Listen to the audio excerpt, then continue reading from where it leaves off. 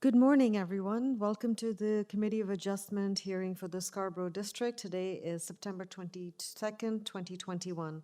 We apologize for the delay in starting. We were experiencing some technical difficulties in connecting. During the declared emergency in the City of Toronto, Committee of Adjustment virtual public hearings are being conducted by electronic means through WebEx, which is an online digital platform and streamed onto the Toronto YouTube planning channel.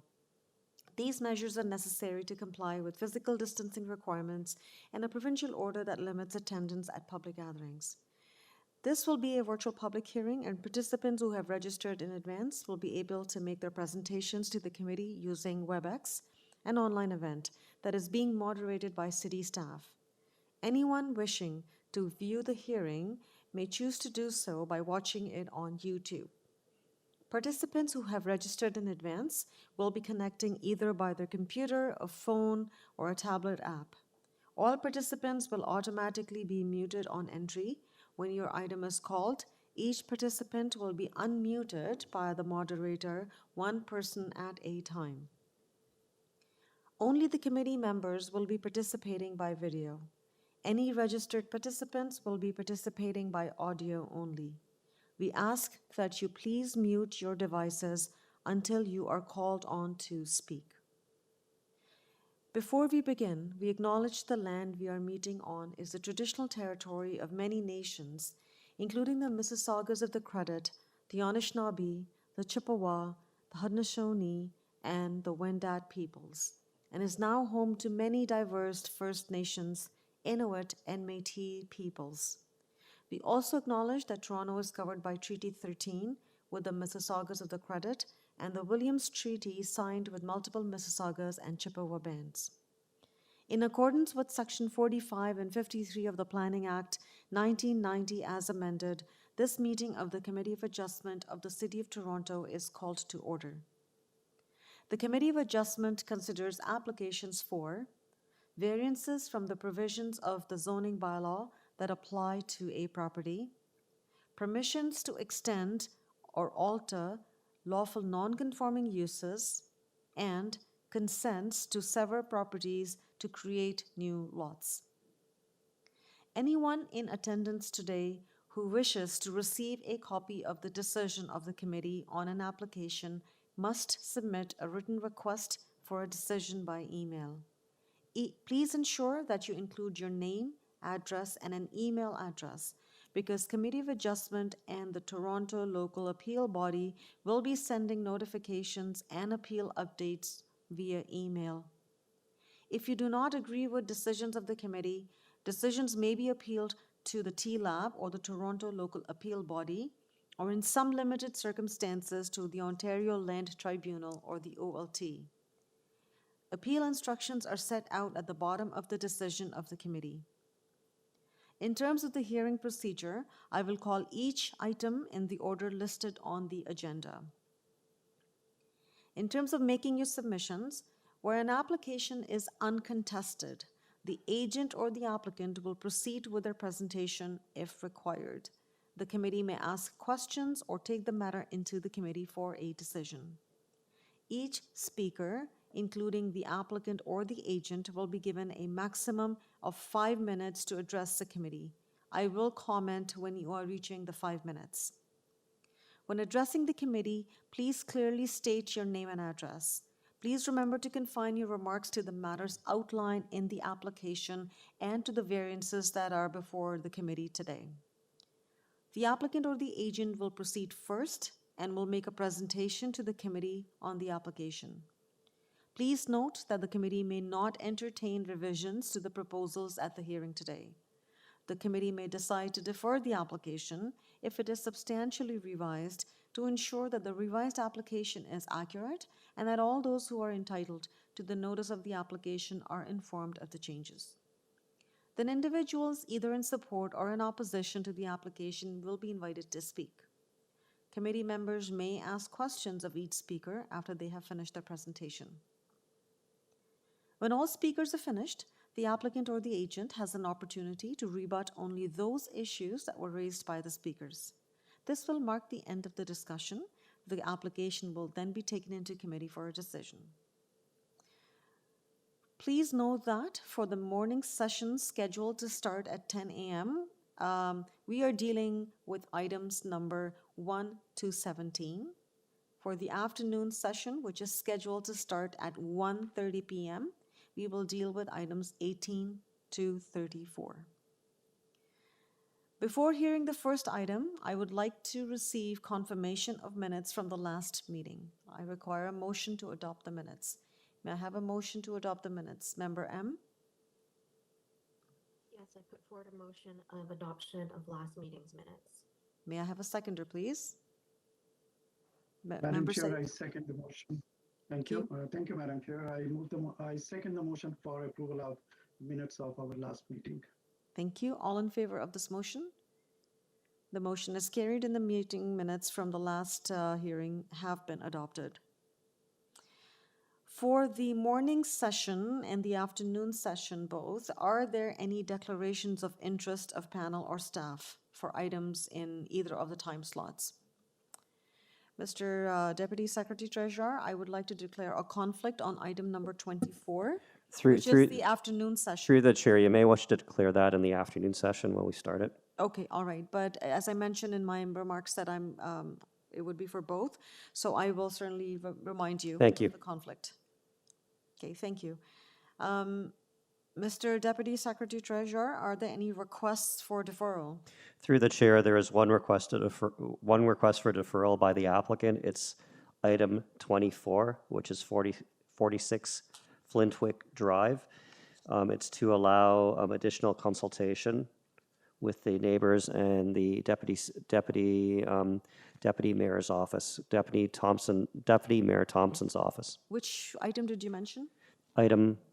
I'm sorry, my apologies, item 16, which is 46 Flintwick Drive. Okay, so we have a request for deferral. This is item number 16, and item number 16 is 46 Flintwick Drive. I would like to speak with the applicant or the owner, just to confirm. May I have Amrit Bansal, please, as the agent?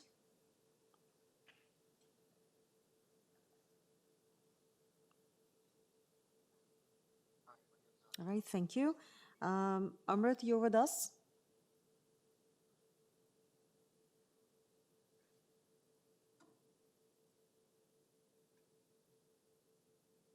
Hello, Amrit, are you with us?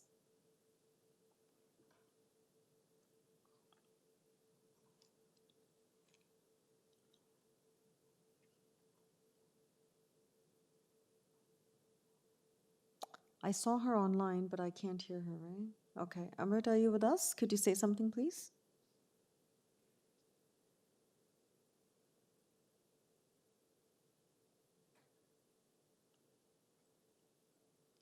Okay, all right. Members of the committee, we are unable to, I guess, connect with Amrit. We have a request for deferral. Any discussion on this deferral request? Or are you prepared for a motion on this request? Member M? I believe that the reason for the deferral. Member M, could you speak a bit louder, please? Sorry.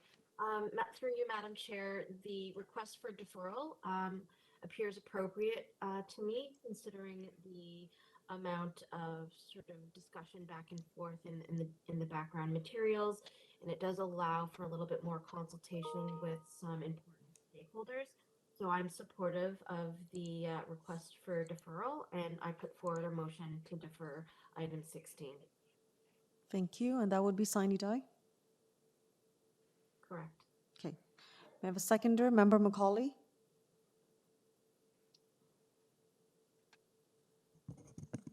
We can't hear you, Member Macaulay.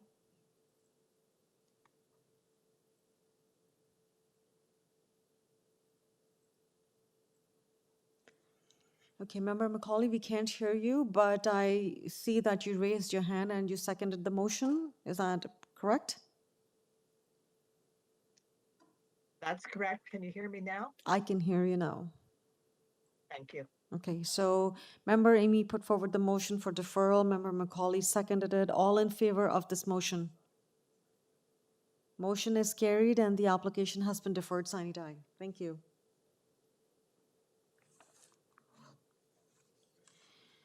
Are there any more requests for deferral, Mr. Deputy Secretary Treasurer? Through the chair, there are no others. All right, thank you. I will now proceed with vetting the agenda. So we will start with the first item. And this is a morning session dealing with items 1 through 17. Item 1, 743 Warden Avenue East. Members of the committee, any questions on this? Member Macaulay? Madam Chair, I have a couple of questions of the applicant on this item. Would you like to hold down this item and come back? Yes, please. Okay, so the agents on this application, 743 Warden Avenue East, the application has been held for questions and further discussion. Thank you. Item 1 is being held for further discussion. Item number 2, 134 North Woodrow Boulevard. Members of the committee, any questions on this application? Okay, I see none. Staff, can we have Saba El Masno, who's the architect? Saba, are you with us? Yes, good morning, everyone. Good morning, Saba. So, committee just confirmed that they have no questions on this application. Do you have anything to say at this time? If you'd like me to do a presentation, I'll be more than happy. We are just seeking 3 minor variances. We had discussions There's with a speak- community I know, planning. I know. So, we did not ask for a presentation. This was just to confirm that you were there and that committee had no questions. Before we take the matter into committee, I just wanted to ask if you had any comment at this time. I have no comments. I'm ready to ask if any questions come. Okay, all right. Are there any conditions? Yes, go Madam Chair, ahead. there are conditions for the urban forestry. Through the chair, I believe there's a speaker registered as well on item Oh, 2. there's a speaker registered? Oh, it didn't say, I thought it was just related to the applicant or the agent. Oh, so there's a speaker. Sorry, my apologies for that. Okay, I didn't realize that. My apologies. There is a speaker registered, so Saba, we will have to hold down this item. Thank you, staff, for confirming that. I didn't see that in the notes. So Saba, please stay with us. We are holding down this item for further discussion. Thank you, staff, for confirming that. We now move to item 3. Item 3 is True 15 Gray Abbey Trail, and again, we have 2 speakers registered on this, so we will hold down this item as well. Item number 4, 3445 Shepherd Avenue East. Again, I believe there was a speaker who has withdrawn since then. Okay, so 344 Shepherd Avenue East. Committee members, any questions at this time before I bring in the applicant? See none. Okay, can we have Jane McFarlane, please? All right, Jane, you're with us? Yes, good morning, Madam Chair. Good morning, Jane. Are you aware of the community planning staff report recommendation that the decision be tied to the plans? Yes, Madam Chair, I'm aware of the staff report dated September 15th, and myself and the owner are prepared to accept the condition imposed by staff. Okay, thank you. Are there any urban forestry comments on this one? There are none. Okay. All right, members of the committee, we have Jane. Any questions? Member M? So I just want to confirm that the additional variances were as a result of changes to the rooftop penthouse. Is that correct? Through the Supplement- chair, to respond to that question, not exactly. The additional 4 variances which were added were actually missed by the zoning examiner. So there were no changes that have been made since the most recent site plan that was submitted to staff. One of the variances, yes, is with respect to the mechanical size. We are asking for an increase for one of the buildings as it was not scoped properly or sized properly when we did the zoning drawings a couple years ago. Okay, so community planning has reviewed this recent set of site plan drawings, and that nothing has changed since their sort of past correspondence with you. This is just a technical update of the like the zoning notice that was incomplete from the previous C of A application.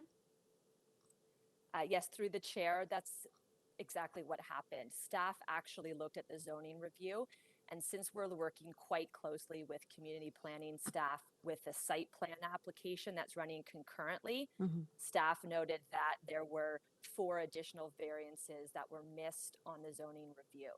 So we had that updated with zoning department. We spoke to both departments, and that was the reason for the deferral and confirming to the original question, that's correct. No changes have been made. It was a technical miss from staff. Understood. Thank you, Jane. No further questions, Madam Chair. Thank you, Member M. Member Saeed? Thank you, Madam Chair. I was going to ask the same question about the addition of these variances, which is clear.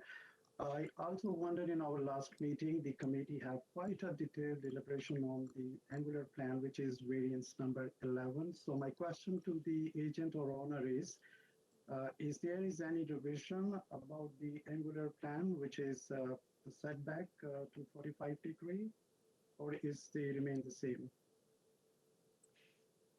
So through the chair, to answer that question, the slight protrusion that we're asking for relief from to the angular plane was always contemplated in the last set of architectural drawings.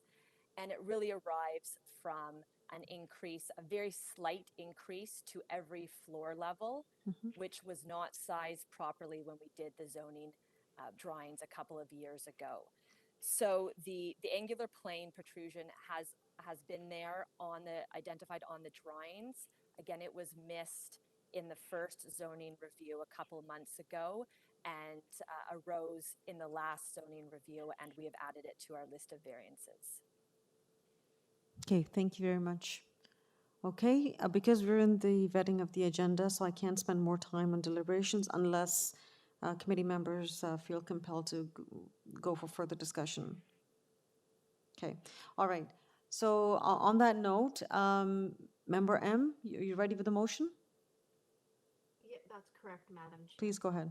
I feel that this application for minor variance is appropriate as there's. Member M, you have to speak a little loudly, please. Oh, sorry, I apologize. I put forward a motion of approval subject to the community planning conditions tying to the plans. I feel that this application is appropriate given the extensive review of staff throughout the whole process from OPA to site-specific rezoning, site plan application. We have a positive staff report.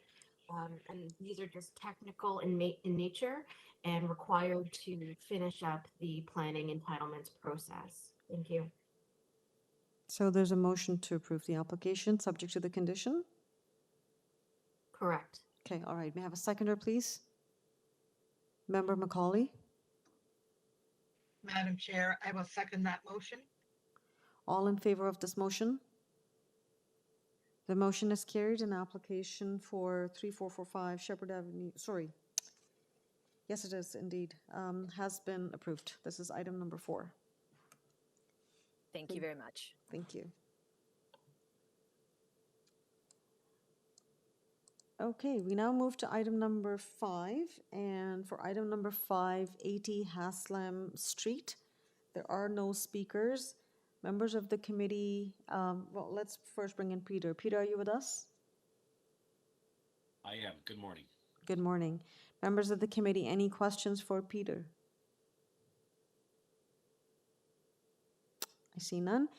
Peter, before the committee takes the matter into committee, any questions or any comments? No. Through you, Madam Chair, I believe Member Saeed had his hand up. Oh, Member Said, I didn't see you. Member Said, please go ahead. Thank you, Madam Chair. So we are at the vetting level. If Mr. Peter can answer this question, sure. Yes. If I apologize if I am not taking it correct. The question is about the variance number one, which is the frontage of of this property. My concern about the size of that. So would you just let us know what's your take on that, and what's the impact of all this on the neighbor properties? This is a legal lot of record. It used to be a separate property, just had a garage on it. It has its own PIN number. It's a legal lot of record. This is the first time that a house is being built on it, but it is a separate property, and we're just bringing it into compliance for zoning to allow the house to be built. But this is a legal lot of record. There's a PIN number on it. It's being paid property taxes separate. Just the house hasn't been built on it since this time now where we're applying. So up to this time, it was used by the neighbor's property to have a garage there, and he was using it as a parking spot. But now he sold that property off to my client, and building this and recommending this house. So we're just bringing a legal situation into compliance. So it's legal non-conforming right now, the lot, but now we're bringing it into compliance to permit the house to be built. So what I understand, it's a one lot, which is 82, and the development is only taking into block number 80, but overall it's one lot, right? It's one No. lot, yes. No, no, Well, the it's two development, separate lots. yes, there are It's two two separate separate lots. lots. The development that is being 80 proposed is on Yeah. one lot, which is 80 Haslam Street. It is an existing lot of record with a smaller frontage, but it's an existing legal lot. What this application is doing is bringing in a legal non-conforming lot for the lot frontage into compliance through this application, should the committee approve it. Through you, Madam Chair. Additionally, that the permission of of a detached dwelling is already allowed. It's so building a house on this lot is already allowed and not a variance before us. What is before us are variances to, allow that house to be a certain size and to recognize the existing non-compliance of that lot size and lot frontage. So this is already created, hence not needing a consent. And it's just about removing the detached garage and building a new house on that property that's already allowed to be there through the zoning. I hope that makes sense. Yes, so I think member Said was confident that the dwelling is permitted. I think his question was more about the lot frontage and whether it's one or two Exactly. lots. Okay, Okay. sorry, I Yeah. misunderstood. Thank you very much, Madam Chair. Yeah, that was my question exactly, and I'm very clear. Yeah, with that, Madam Chair, I think it's a straightforward case then. Only there are conditions of urban forestry, condition number 2 and 3. If the applicant agree to that, I am willing to support this application. So, Peter, are you aware of the conditions of urban forestry? I am, and we're willing to comply with all the conditions required. Okay, thank you. May I please have a motion? Member Said, please go ahead. Thank you, Madam Chair. I put forward motion for approval of item number 5, subject to the condition of urban forestry, condition number 2, and condition number 3. May I have a seconder, please? Member M? I'll second that motion, Madam Chair. Thank you. All in favor of this motion? The motion's carried. The application for 80 Haslam Street has been approved, subject to conditions of urban forestry. Thank you. Thank you for your time. Moving along, item number 6 is 59 Copping Road, and I see that there are 2 speakers registered, so we are going to hold down this item and come back to it. So item 6, 59 Copping Road, has been held. Item number 7, 67 Dolly Varden Boulevard. Again, there are a few speakers registered, so we will hold down this item and come back. This is item 7 for 67 Dolly Varden Boulevard is being held. Item number 8, 90 Minerva Avenue. This is, again, there's 1 registered speaker, so we will hold down this item and come back to it. Item 8, 90 Minerva Avenue is being held. We move to item number 9. Item number 9 is 1 Arden Crescent, and I do not see any registered speaker. Maybe have the applicant, Leo Mastandria, please. Thank you. Leo, you with us? Good morning. Yes, I am. Good morning. Good morning, Leo. I just want to check with the committee if they have any questions at this time. Committee members, any questions for Leo on this application? 1 Arden Crescent. Member Macaulay, please go ahead. Thank you, Madam Chair.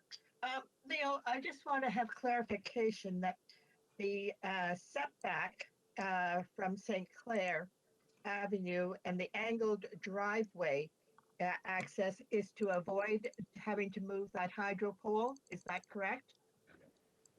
Yes, that is correct. Okay. Thank you. That's all I wanted to ask. Okay, thank you, Member Macaulay. Any further questions? Okay, I see none. Leo, before we take the matter into committee, any comment at this time? No, not unless there's any further questions. I did not see any questions. So no further comments? No, not at this time. Okay, thank you very much. Members of the committee, may I have a motion, please? Member Saeed, please go ahead. Thank you, Madam Chair. I see all the variances, they are minor, so I put forward motion for approval of item number 9, and I see there is a condition of urban forestry, which is condition number 2. Okay. Before I ask for a seconder, Leo, are you aware of the conditions of urban forestry? Any questions on that? No, yes, we are aware. There are no Okay. questions. No. Thank you. We have a motion on the floor for approval, subject to conditions of urban forestry. Seconder, Member Macaulay, please go ahead. Madam Chair, I second that motion, subject to the conditions of urban forestry. Thank you. All in favor of this motion? And the motion is carried unanimously. Your application has been approved, Leo. Thank you.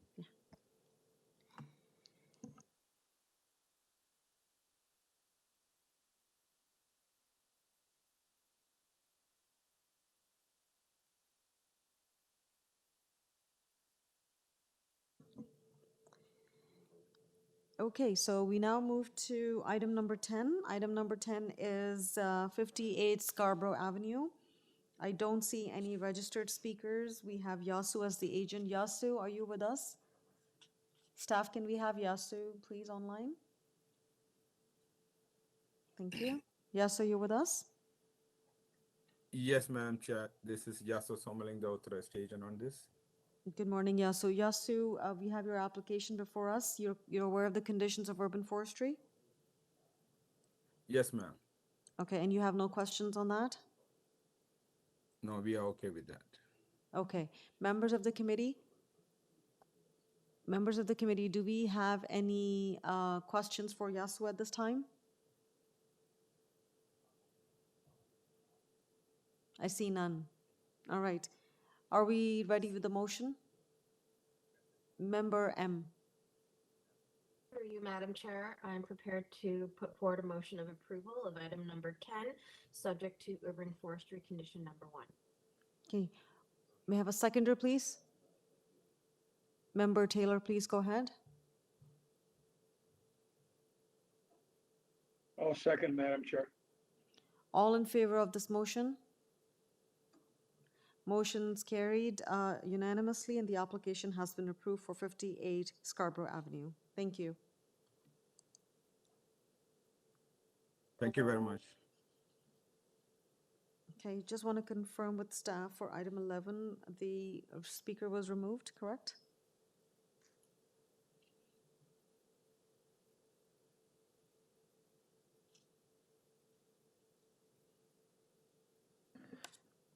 Through the chair, there is still one speaker there. There is also a speaker Oh, registered. there's another speaker, okay. Yes. Okay, all right.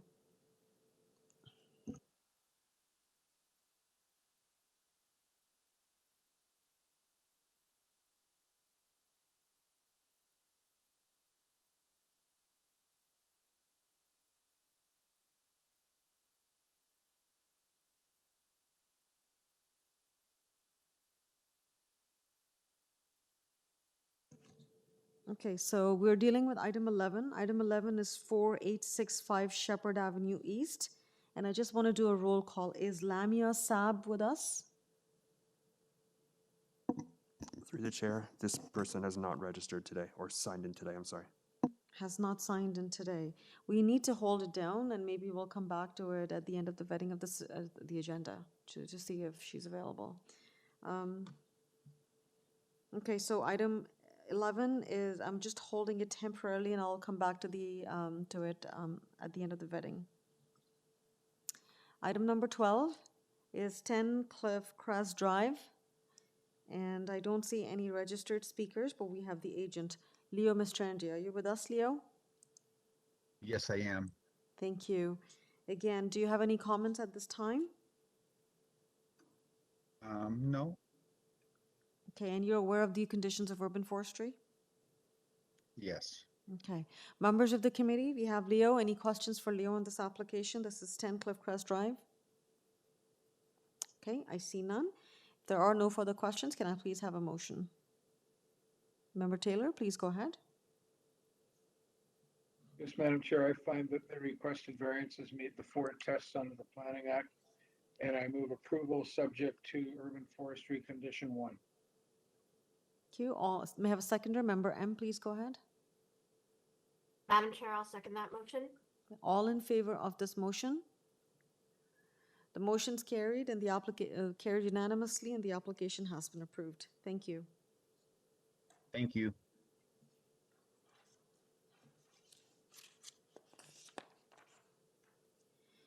Item number 13, I don't see any registered speakers. Can we please have Gopala Krishnan, please? I'm here. Hello, good morning, Gopal. Good morning, Madam Chair. Okay, Gopal, do you have any comments at this time or questions for the committee? I just would like to see, the variance is the maximum permitted driveway width is 3.2 meter. Is that the driveway width or a parking space? So the variance on this application is to permit a minimum permitted driveway width is 3.2, and the proposed driveway width is 2.74. So the requirement is that the minimum width of the driveway should be 3.2, but what you're proposing is 2.74. Yeah, but if you look at the chapter 200.5.1.10 bracket 2, that talks about the parking space. Gopal, unfortunately, I can't help you with the interpretation of the bylaw or what the bylaw is. So I really can't help you with that.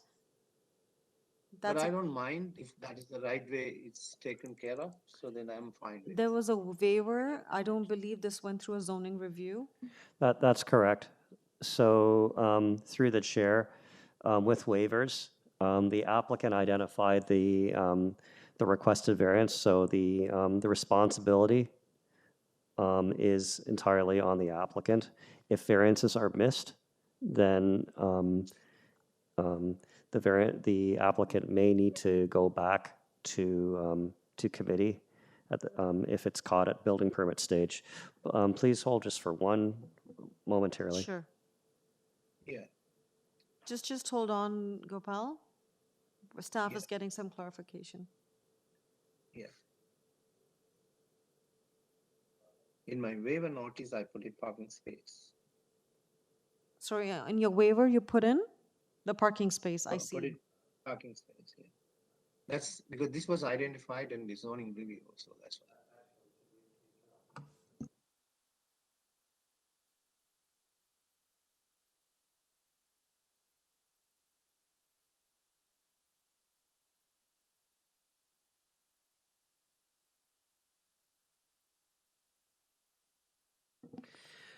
Through the chair, we've confirmed with staff that the applicant is correct. The zoning waiver did request parking space, a parking space dimension variance, not a driveway width variance.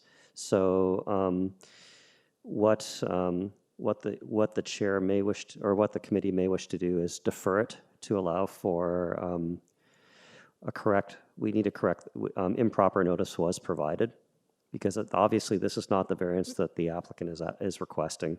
So it should be deferred so we can reissue notice.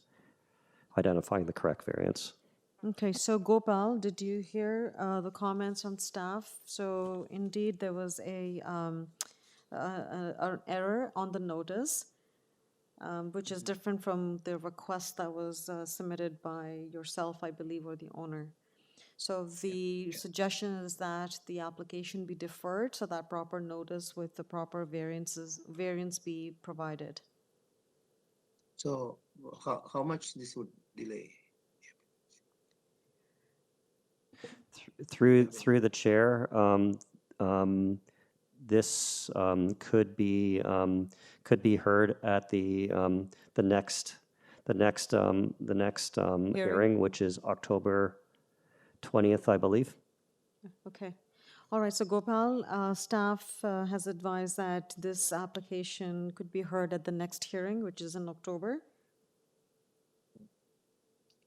Okay, but can I explain it? There is not much of a difference, even though you call it a parking space. Through the chair, this is a planning act issue. The public under the planning act, we have to I understand. identify the correct variances.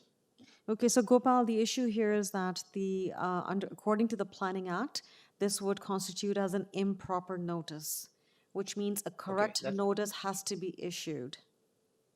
Okay. Okay? Okay, thanks. Unfortunately. Okay, no, I appreciate your understanding on this matter. So I believe it would be prudent that we defer this application, a correct notice is issued, and then, as mentioned, staff will be able to bring you back at the next hearing to save you some time there. Yeah. Okay, all right, thank you for your understanding. Is there any outstanding issue on this one? We would not know. In terms of the correspondence received by this committee, we have not received any comments or concerns from any staff or other agency or department. But I would suggest that you, or encourage you to contact the staff, the Committee of Adjustment staff, to learn if there's anything that you need to be aware of. Okay, thanks. Okay, all right. Member M? Through you, Madam Chair, I'm prepared to put forward a motion of deferral, not signed aye, but towards the next committee hearing in October. Perfect. May I have a seconder, please? Member Said, please go ahead. Madam Chair, I second the motion for deferral of this application until next hearing. Thank you. All in favor of this motion? The motion is carried unanimously, and the application has been deferred to the next hearing for reasons of proper notice on this application. Thank you.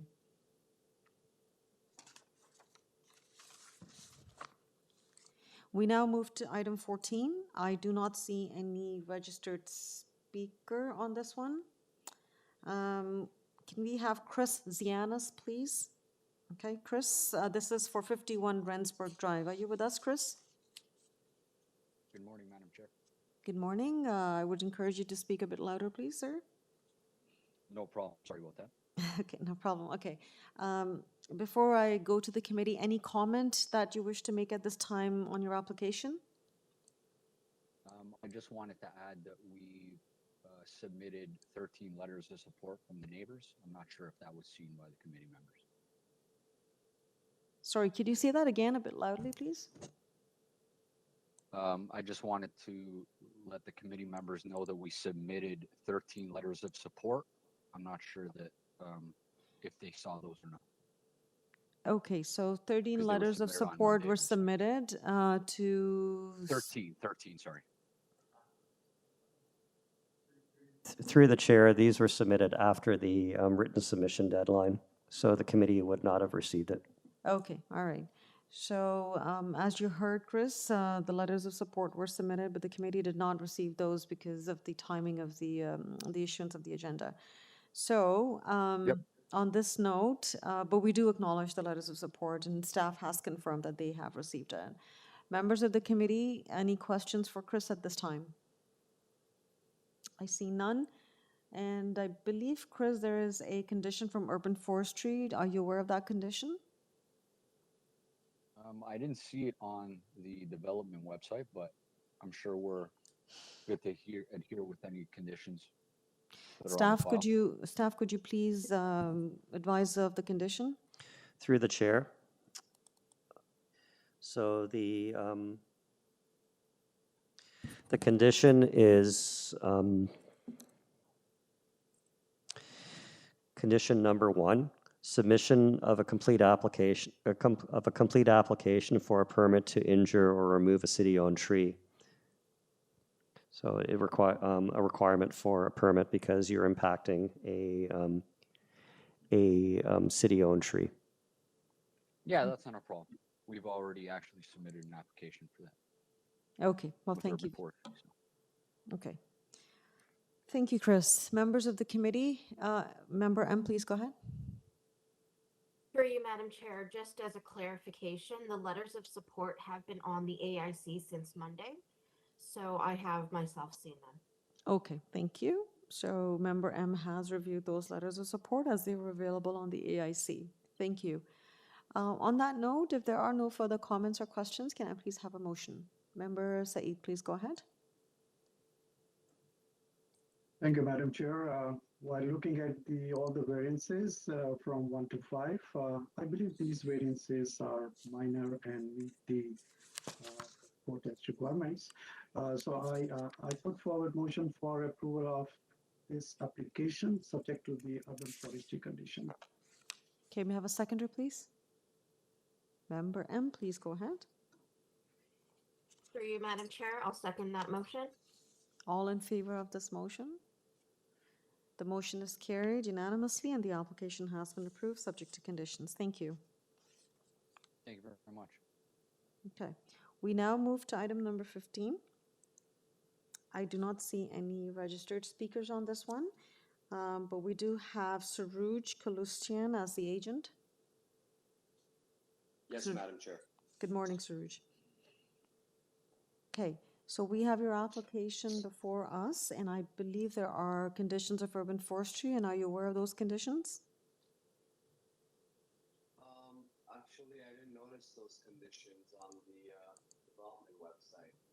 Sorry, could you speak a bit louder, please? Yeah, I was just checking on the development website, their supporting documents. I didn't notice anything from forestry there. So this is a condition that has been recommended by Urban Forestry's condition number 2, and that requires submission of a complete application for a permit to injure or remove a privately owned tree as per City of Toronto Municipal Code.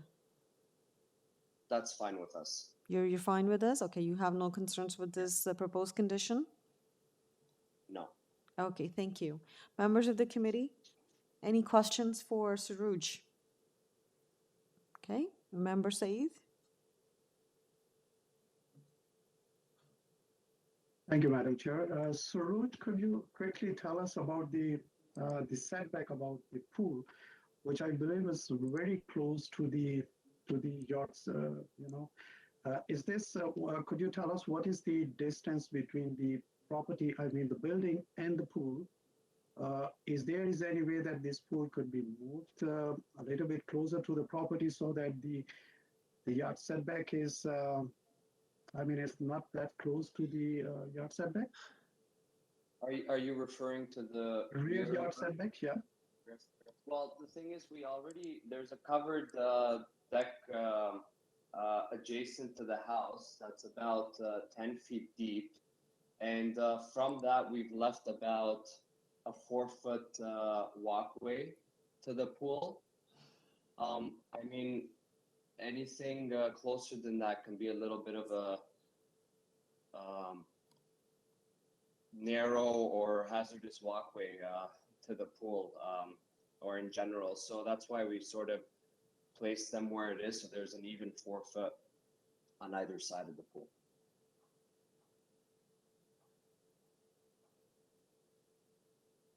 Okay, Member Saeed? Yeah, I don't see there is any opposition to that if the neighbors are okay, and we can still consider this minor variance. Thank you, Saruj. So we do not, at least I haven't seen any letters of objection from any of the neighbors. We have a letter of support from the local councillor, and that's all I can tell you, Member Saeed, at this time. Okay, all right. Okay, if there are no further questions or comments, can I please have a motion? Member Taylor, please go ahead. Yes, Madam Chair, this is kind of a constrained lot for a pool in that it's on a corner. And I think the layout of it and the setbacks around it are appropriate. So I find all the variances, the two variances to meet the four tests. And I move approval subject to urban forestry condition 2. Member M? Through you, Madam Chair, I'll second that motion. All right, so Member M seconds the motion. All in favor of this motion? The motion is carried unanimously and the application has been approved subject to condition of urban forestry. Thank you. Thank you. Okay. Item 16 was deferred. And item 17 being the last item on this time slot on the agenda. And item 17 is 3 Fairway Drive. And this will be held because there are speakers on this application. So item 17 is being held for further discussion. So I just want to recap with everyone the items that have been held. It is item 1. Through you, Madam Chair. Yes. Should we not return back to item 11 to see if the speaker has arrived before we recap? Thank you very much for reminding me, Member M. Item 11, this is 4865 Shepherd Avenue East. I'm checking with staff if Lamia Saab has registered.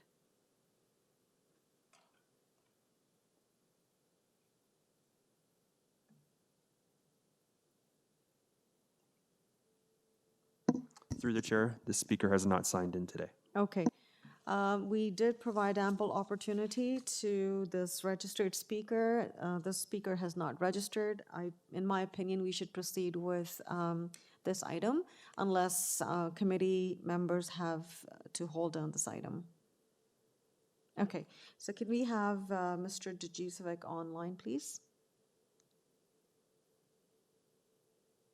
All right. Good morning, Madam Chair and members committee. Good morning, Mr. Djisovic.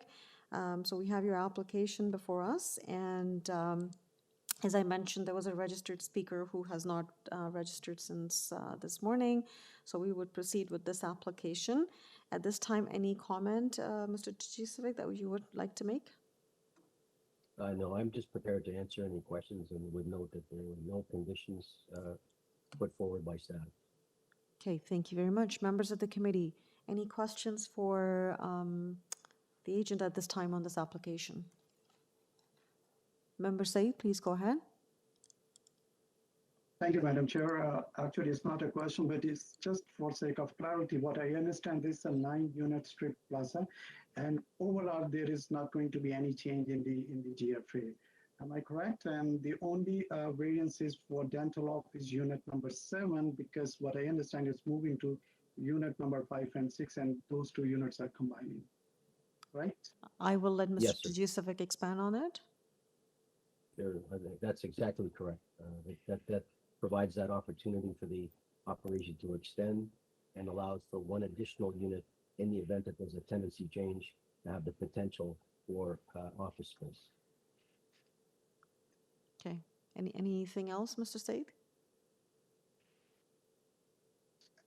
Thank you, Madam Chair. I got the answer to my question, and that was for sake of further clarity. And if the other members agree with me, I'm willing to support this application because I don't see there is any change in the size. There is no changes in the parking or other effects.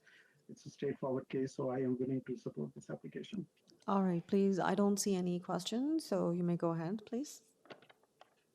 Thank you, Madam Chair. I put forward the motion for approval of item number, application number 11, and there are no conditions attached to that. Okay, seconder, Member Macaulay, please go ahead. Madam Chair, I second that motion. All right, all in favor of this motion? The motion is carried unanimously and the application has been approved and there are no conditions. Thank you. Thank you. Okay, thank you, Member M, for reminding that. So now let's just recap the items that were held. So item 1, item 2, item 3, item 6, item 7, item 8, item 17. Did I get them all right? Perfect. Thank you. All right, so moving along, let's proceed with item number 1 that was held. Can we have the agent Guy online? Thank you. Hello, are you with us, Guy? Yes, I am, Madam Chair. Thank you to you and members of the committee for allowing us to speak. I believe I'm joined by my colleague Lindsay Dale Harris as well in the event that Member Macaulay has technical questions on the planning aspects. Okay, so is Lindsay with you, or do I have to call her separately? You have to call her Okay, separately. all She's right, in thank her you. office. Thank you. Brian, can we have Lindsay online, please? Lindsay, you're with us? I am. Okay, good morning, Lindsay. Please Can you hear me? just bear with us for a moment.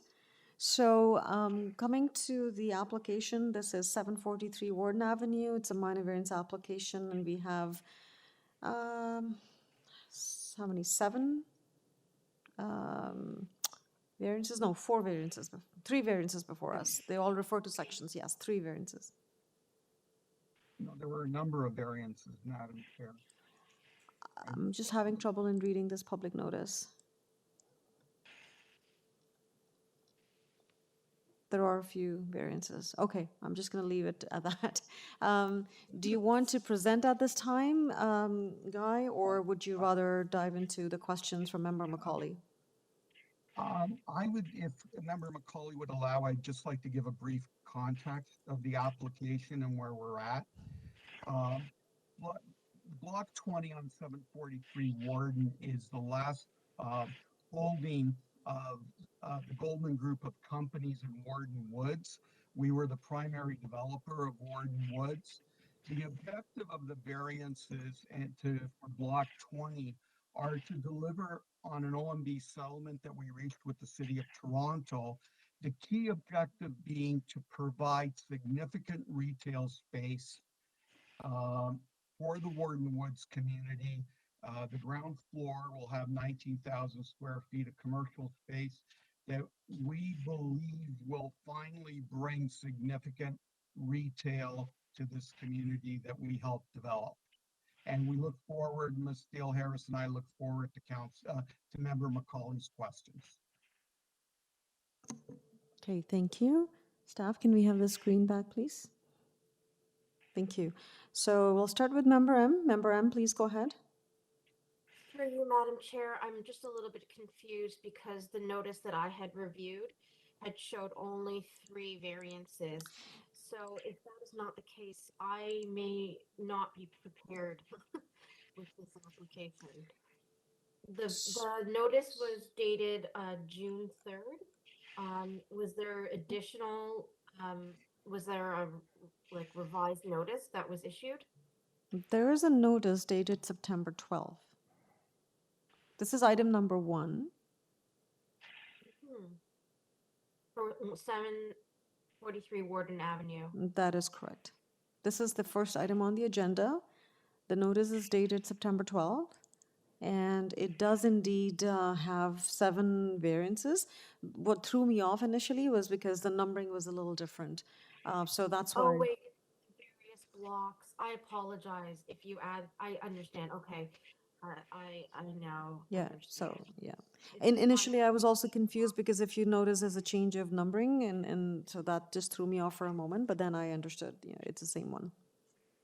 Okay, sorry. Okay, no problem. Are you prepared now? Yes. Okay. So, any question, Member M, or was it just a clarification?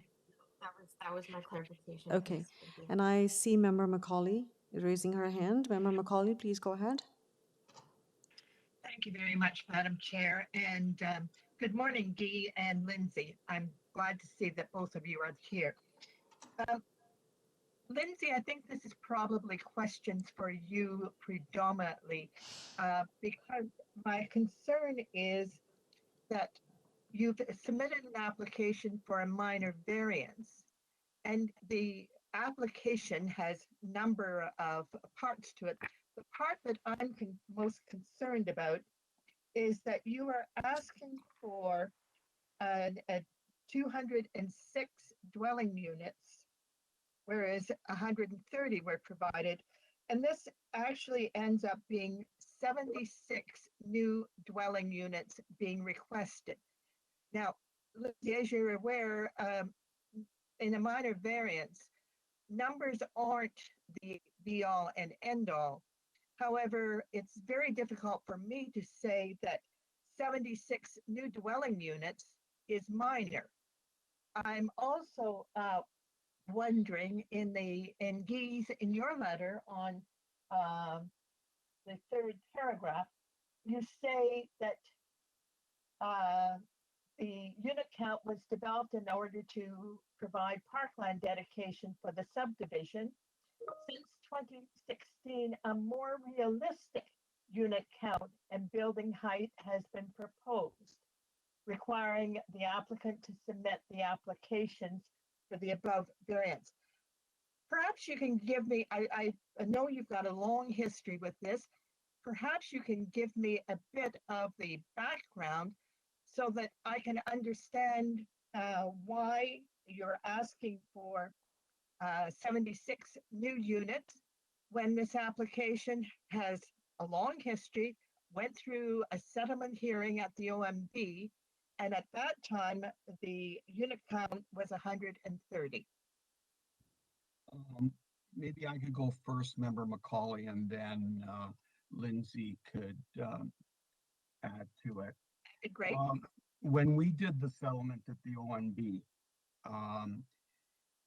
we left a lot of items on block 20 to be sorted out with community planning and other city departments. And in order to facilitate the settlement, the city and Goldman agreed to put in a number of 130 units. The number of 130 units was to facilitate this was part of a plan of subdivision, and it was to facilitate the size of the parkland contribution as well as the stormwater management pond and other service connections. If you note from the community planning comments before you today, that they are supportive of the unit increase, and that we've had discussions that it could be done through the committee as a minor variance. And I'll let Lindsay add to it if she'd like.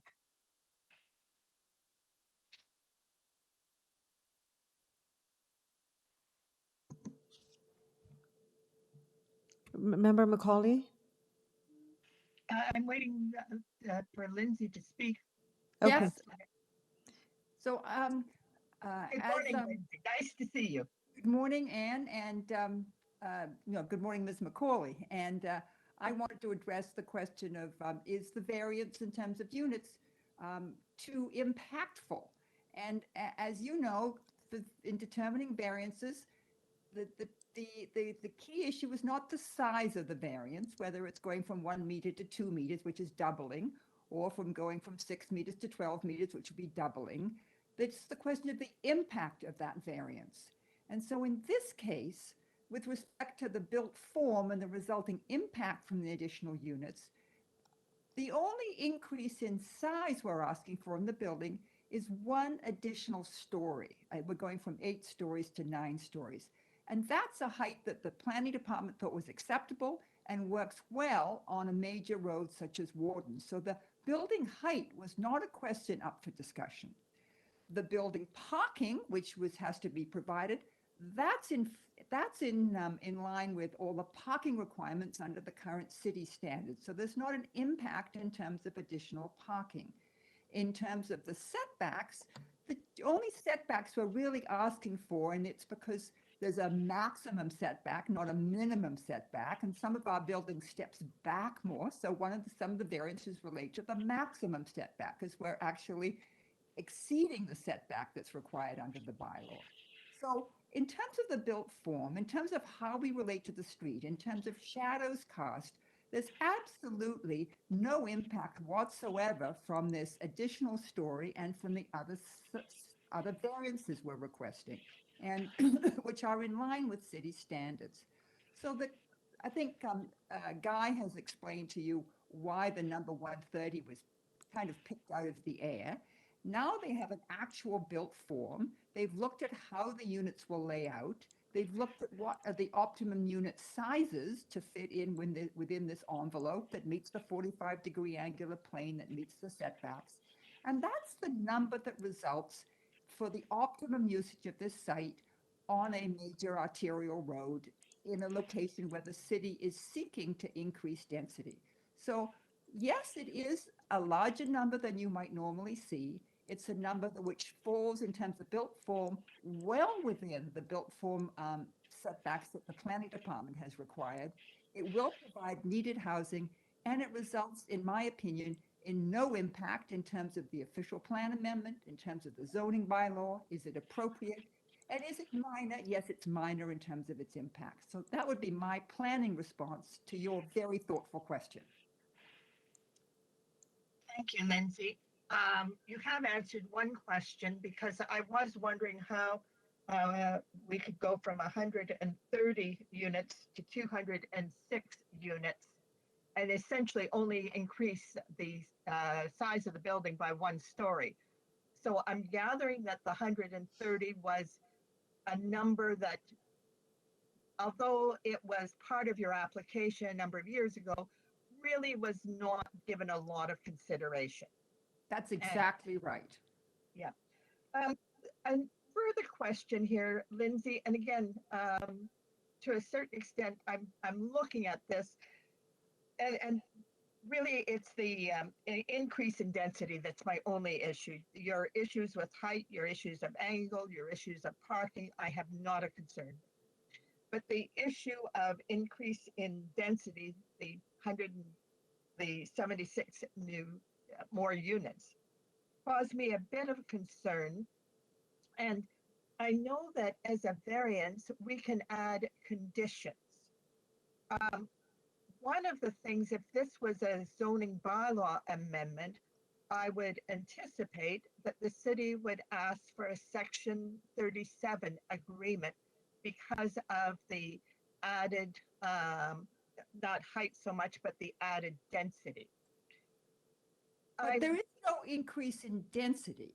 There's only an increase in units. The box remains the same. So the only increase would be in density would be the increase in height, which would allow you a bigger building. I think that's there is no FSI restriction in the bylaw. There's only a unit restriction in the bylaw. I think that's, at least, Guy, maybe you might clarify that. And Member Macaulay, if I might add, as to we're within the building envelope and the policies on the unit sizes and distribution that the city now wants. But most importantly, the reason for the the city and I and we agreed to it 130, but more importantly, the building and the number of units and how it's defined now in consideration, and since Lindsay touched on the additional story, is so that we could deliver the objective of the settlement, which was a 19,000 square foot commercial. The number of units, as Lindsay said, we had to define the envelope of the building very early with city staff from planning and urban design. So it was just a matter of what number are we going to plug in to deliver economically the housing, the much needed housing in that area. Guy, if I could Wait, just add Amy, one wait. thing to what you were saying. We're not asking for an increase in coverage either. I think that's also another important consideration. Sorry. Thank you very much. This is why I wanted to explore this one a little bit further.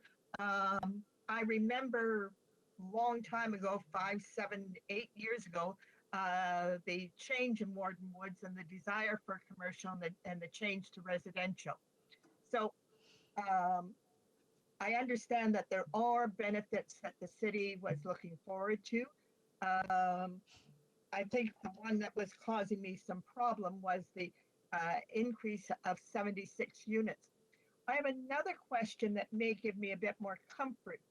This was done as a plan of subdivision. The apartment is within an overall plan of subdivision. And there's some reference to the fact that you provided a parkland contribution so that for the density being provided overall, there was a benefit. Lindsay, do you want to respond? No, I think Guy would best respond to the overall parkland considerations. Yes, the subdivision does have a park which is fully functioning. It was one of the first items that was constructed in the subdivision in conjunction with the first phases. So it's operational. We did have a Section 37 agreement, Member Macaulay, and it's worth noting that just to the south, the Goldman Group was the primary contributor through various Section 37 agreements to the community center, the Warden Woods Community Center, located just to the south. We not only developed this park in Warden Woods, but we've also developed at least 2 other parks in the southern part of our lands, our former land holdings.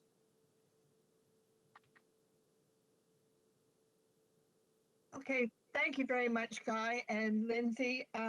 You've answered my questions.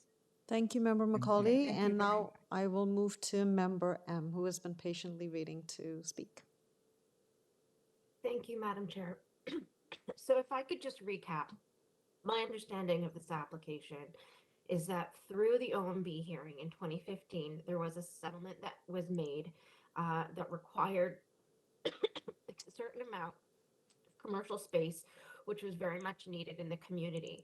And in order to provide that retail space, the applicant had went in and internally within his building design and built form made the required adjustments to the layouts of the unit sizes in order to deliver that space, moved things around. My assumption is that while there is an addition of those units, that many of them are smaller units than what would have been there with their original design, hence being able to achieve this with only the addition of 1 story to the building. And so this signifies to me that it's really not that big of an increase in, I guess, total population that could possibly be utilizing this new development, as the number of people within a smaller unit may end up being very similar to the number of people within a bigger unit, even though there's more smaller units. And once again, I agree with and echo Lindsay's, I believe it was Lindsay's definition of density. And density in this case would have been FSI. And as this is completely the same building envelope within the same setbacks of the lot, there actually is no increase in density other than that 1 additional story. Sorry, I have got this tickle in my throat. So if I have understood the situation, that's what I understand the situation to be, in order to make it viable to actually deliver the requirement of the commercial space as mandated in the settlement. Interior tweaks to the floor plates had to be done, which ended up resulting in additional units that are smaller than the larger units that were there previously. Your position is correct, Member M. The only thing that I would clarify is that they are not smaller units. We determined the number of units that we could put within the building envelope on each story. And that was determined after we made sure with city staff that we reached the objective of the 19,000 square feet on the ground floor for commercial. So you are correct in your position. I just believe that the units are not small. They're market for the area, and we haven't included in this development the number of 3-bedroom and 2-bedroom units that the city planning staff and housing are looking for. Thank you. And just to finish off my just stance of clarification, as you have active agreements for both subdivision and site plan, um, the approval of this variance would allow you to further, deliver on those agreements and those conditions, correct? Yeah, yes, once the committee has made its decision, the site plan is ready to go. And we're looking to market the site, put the residential units on the market within the next 2 to 3 weeks, if once the appeal period for the committee's decision has been satisfied. Okay, thank you for that clarity. Thank you very much, Member M. Member Said. Thank you, Madam Chair. I will take it from the point when Member Macaulay was saying, and Lindsay replied to that very accurately about the impact of this variance. So, in my opinion, the variance, yes, we can take it from both the dimension. The first one is the number. Yes, the number is huge. But Lindsay was saying, okay, the number is not that important, but the density is the impact. And one of the apparent impact of this number is that another story is added, which is story 9 stories added. On top of that, there will be a mechanical penthouse as well. Of course, the number of these increased dwelling units, which are 76, they are not going to impact the 9th story, but it's going to impact the all of the floors. So roughly going, if there are 130 units and there are 8 floors, this could be on average. I'm not giving the exact number. It could be 16 dwelling units per floor. But if it is going to be a ninth floor and the units are 206, it's jumping up to 7, which is 23, could be 23 on average per floor. So density is an issue, but at the same time, the numbers, the numerics are, I believe, is also very, very high in this case. With that understanding that yes, there is no increase outside the box. Everything is happening within the envelope of the building. FSI is not changing all that. But I think we have to consider, the committee member have to consider both the dimension, the numbers as well as the density, and both of them are important. I would request the applicant to provide a response to this, please. I will start and then I'll let Lindsay add the detail. Again, the increase in the height by 1 story and the mechanical and the reason for the variance has to be clarified. But Lindsay could confirm that the height, even with the mechanical level, is complies with the OP and the width of Warden Avenue that would allow us to do this.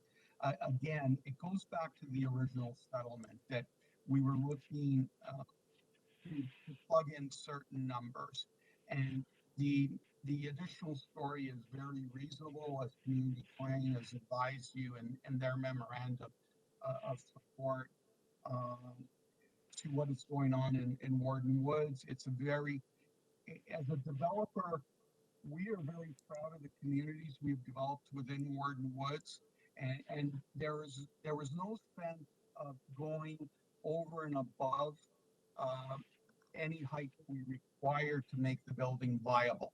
And that is very important because that we need the additional units and the additional height for the economic viability of this project in terms of the commercial, how we're going to attract tenants, but most importantly, in the investment in the design, the urban design we're bringing forward with this building after years of discussions with city staff. So I would implore you to consider favorably the additional story that we're asking for. And Lindsay, on the technical aspects, I'll defer to you. Yes, I think that there are a number of important considerations.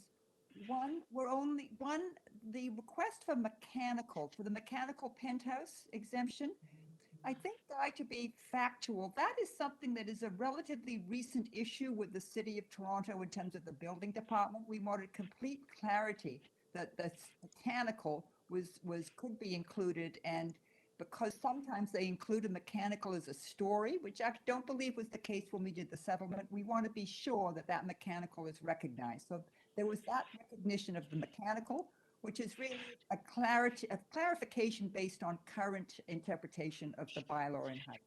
So that was one issue. The second issue is how many additional units we're going to provide. And I think it's important to think about the coverage. So we're not asking for any increase in coverage. We're not asking for any reduction in setbacks. We're actually increasing the setbacks. And if you took each floor and you took the gross floor area that we have today and you divided it by the number of units you think would have been on each floor, they would have been a unit size, which would have been completely impractical for this area, completely impractical, and would not have served the market. There are now more units. There won't necessarily be much more population because the units are going to be smaller. Absolutely everything can be provided on site to service those additional units. And as Mr. D'Onofrio said, we are meeting the city standards in terms of bedroom counts and types of units. So we're not asking to have, tiny units. We're asking to have units which meet the city standards. So it's unfortunate that the 130 was put in at the beginning without any real thought for what the average unit size would be. That would just be far too big an average unit size. This is a responsible, market-driven, appropriate for the area unit size. So no additional coverage, only one additional story, which is the 9 stories, and all the other supporting stuff can be provided on site, the parking, the landscaping, the setbacks. So we're not squeezing anything out of the site. We're just providing an appropriate built form and unit type for this area. Okay, thank you, Lindsay.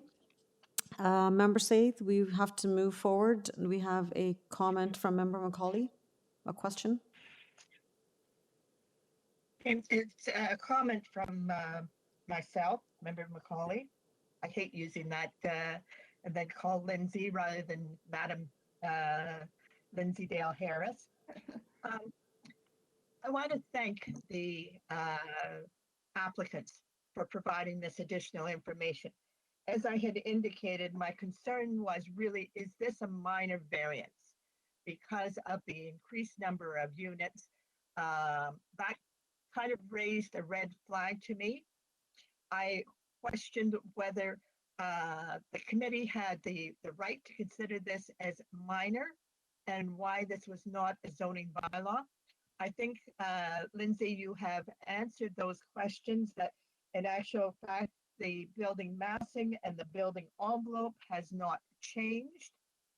Guy, you answered one of my other questions, and that is that you did provide benefits to the community in terms of the community park and in terms of the shopping, of course, that everybody wanted in that area.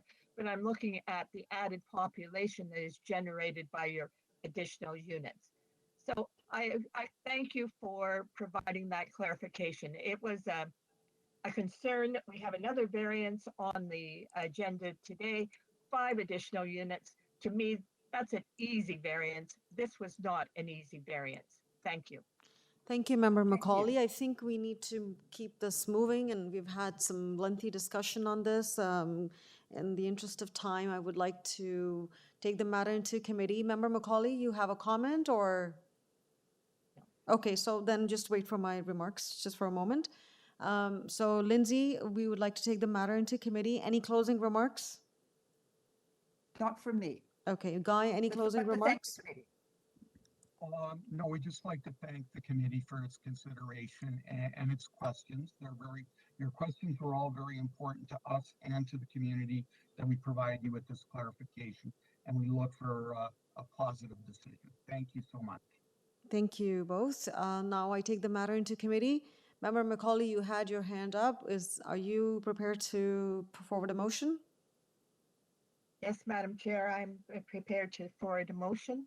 I have considered the variances for 743 Warden Avenue. We have received added information and clarification from the applicants. I am, I can confirm in my opinion that this is an application that meets the official plan requirements, the zoning bylaw requirements, is appropriate for the development, and importantly, is a true minor variance.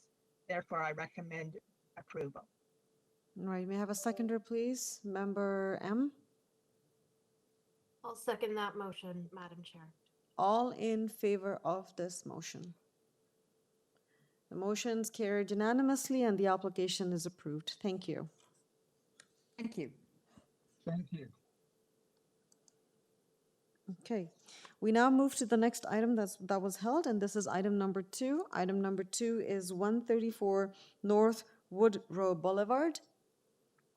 And we have a speaker here registered with us. So can I please have the architect Sabah? Yes. Right. Good morning, Sabah. Just stay with us Good for a morning. moment. And then we have a speaker, Mahadio Joseph Johan and Gabriela Joltan Johan.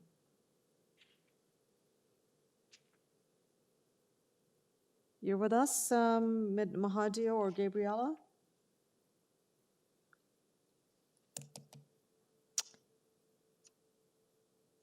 Hello?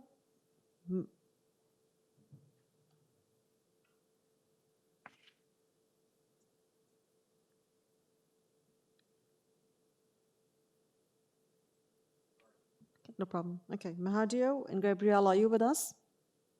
Yes, I am. Okay, thank you. All right, so we have your application before us, and there is a registered. Okay, so I'm going back to Sabah now. So Sabah, we have your application. Would you like to make a presentation at this time, or would you go into Yes, questions? absolutely.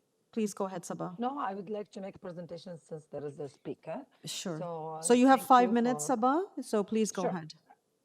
Absolutely. So we are seeking 3 minor variances for our application. We are proposing to demolish the existing house and build all a new single-family dwelling with a legal basement apartment. We worked really closely with community planning, and we are seeking 3 minor variances.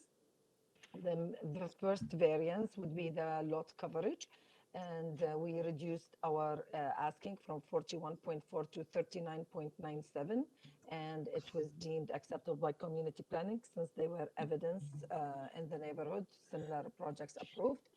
The second variance, I believe it's minor in nature, which is the portion of the main walls. The allowable height is 7. We are seeking 7.27.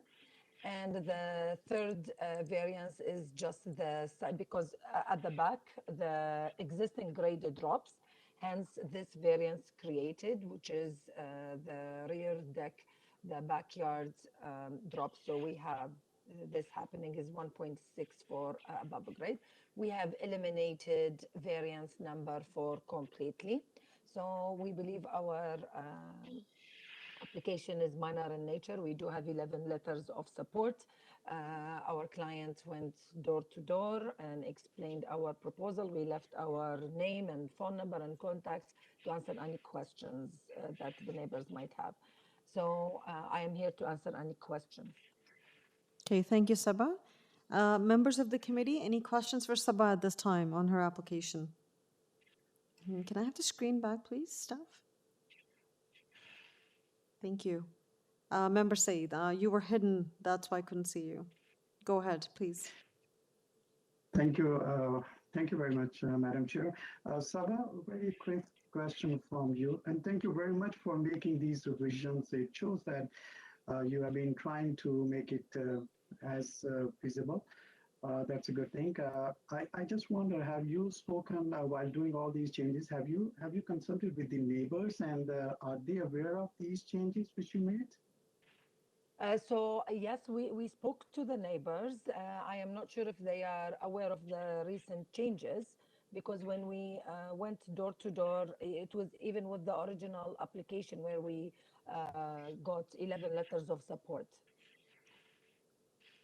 Okay, thank you. So to your question, Member Said, the revised the notice was circulated and would have been received by the residents, showing the revisions on to the application. Member M, please go ahead. Just for clarity, Member Said, the one letter of opposition was received from the rear neighbor. Member M, I'm having a little trouble in hearing you today. Maybe you need to be a little closer to your speaker or your microphone, sorry. I was just saying that for clarity purposes for Member Said, that the one letter of opposition was for the rear neighbor, but the other adjacent neighbors I saw under the 11 letters of support. Okay, thank you, Member M. Okay, so any further questions for Sabah? And Sabah, are you aware of the urban forestry conditions there? Yes, we are aware, and we do have an arborist report that's going underway. Thank you. Okay, all right. Moving along, I'm going to now request Mahadio Joseph and Gabriela to come online, please. Thank you. I thank you, Madam Speaker, for granting me this time. First, I don't know if this is the right forum to do this, but we were not aware of a process to provide our objections to this project. First of all, the second of all, with my conversations with some of my neighbors, they also object to this project due to the style of the home being proposed, as it really affects the streetscape within the neighborhood. For myself being consulted, I was just handed a piece of paper with a draft of the proposed house. I was not aware of how to see if the exact dimensions or how this unit's going to fit on the lot. I know this is kind of cumbersome for me, so please forgive me. This is my first time speaking to a committee on behalf of some of my neighbors. Because, and like I said, in my opening, one of my neighbors who is, I would have to say, they did not fully understand the scope of what's going to be constructed on our street, and they blindly signed. So I don't think there was a good job communicating to me or to my neighbors the impact that this piece of development will have on the neighborhood. Okay, so Mahadio, just a Nor point of was clarification. Just I want to clarify, did you receive the public notice? just notification to how to attend this meeting. No, did you receive a public hearing notice in mail? Yes, I did. Okay, and on that notice was a description of the proposal, and I'm assuming that a site plan was also attached to the public notice hearing, correct? What we received was an image of what the front will look like of the house, Yes. and not just basically 2 of the floor plans. Okay, and a site plan as well. No site plan was included. So you did not receive drawing A0.04? If you give me a minute, I can go and Okay, get we'll this pull it information up. and I'll request staff to pull it up on the screen, and then I will request the applicant after our discussion to provide you or to explain to you. But I just wanted to get my facts correct here.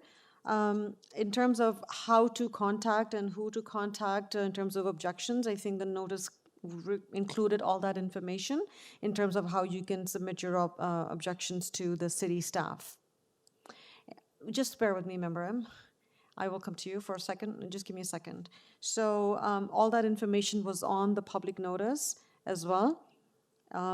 Now, in terms of your concerns, I understand you have concerns with the architectural design and the streetscape quality, but if you can focus on the 3 variances that are before you today, that are before us today, do you have particular concerns with those variances? Through you, Madam Chair, before he answers, I just wanted to clarify because this is his first meeting. I just wanted to make sure he quite understood the question you were asking. So, and then that's what I was going to speak to as well. So, sir, the thing is that design and architectural design is not actually part of this process.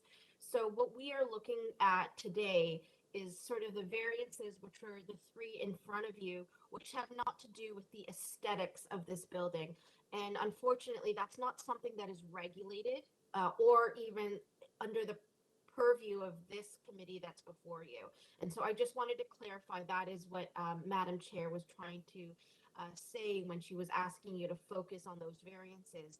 That unfortunately, the concerns that you and maybe your surrounding neighbors have with the look and feel of this design is unfortunately not something that we have direction over. So thank you.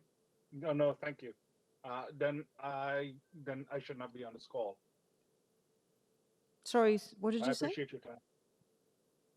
I said, well, if that's the case, then I should not be on this call. Like, I thought the purpose was to listen to the public or listen to someone in the neighborhood who didn't clearly understand this process of how you gather the information or the approvals to or the evidence to say that the neighbors are okay with this. No, no. So So if I can understand, if I can help you clearly understand. this is not the forum. No, it is certainly a forum for you, sir.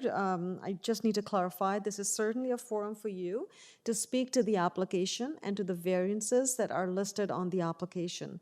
As Member M explained, what we cannot help you with is the aesthetics or the architectural design of the building, but we can certainly help you in understanding and listening to your concerns should you have on the three variances that are indicated on the notice.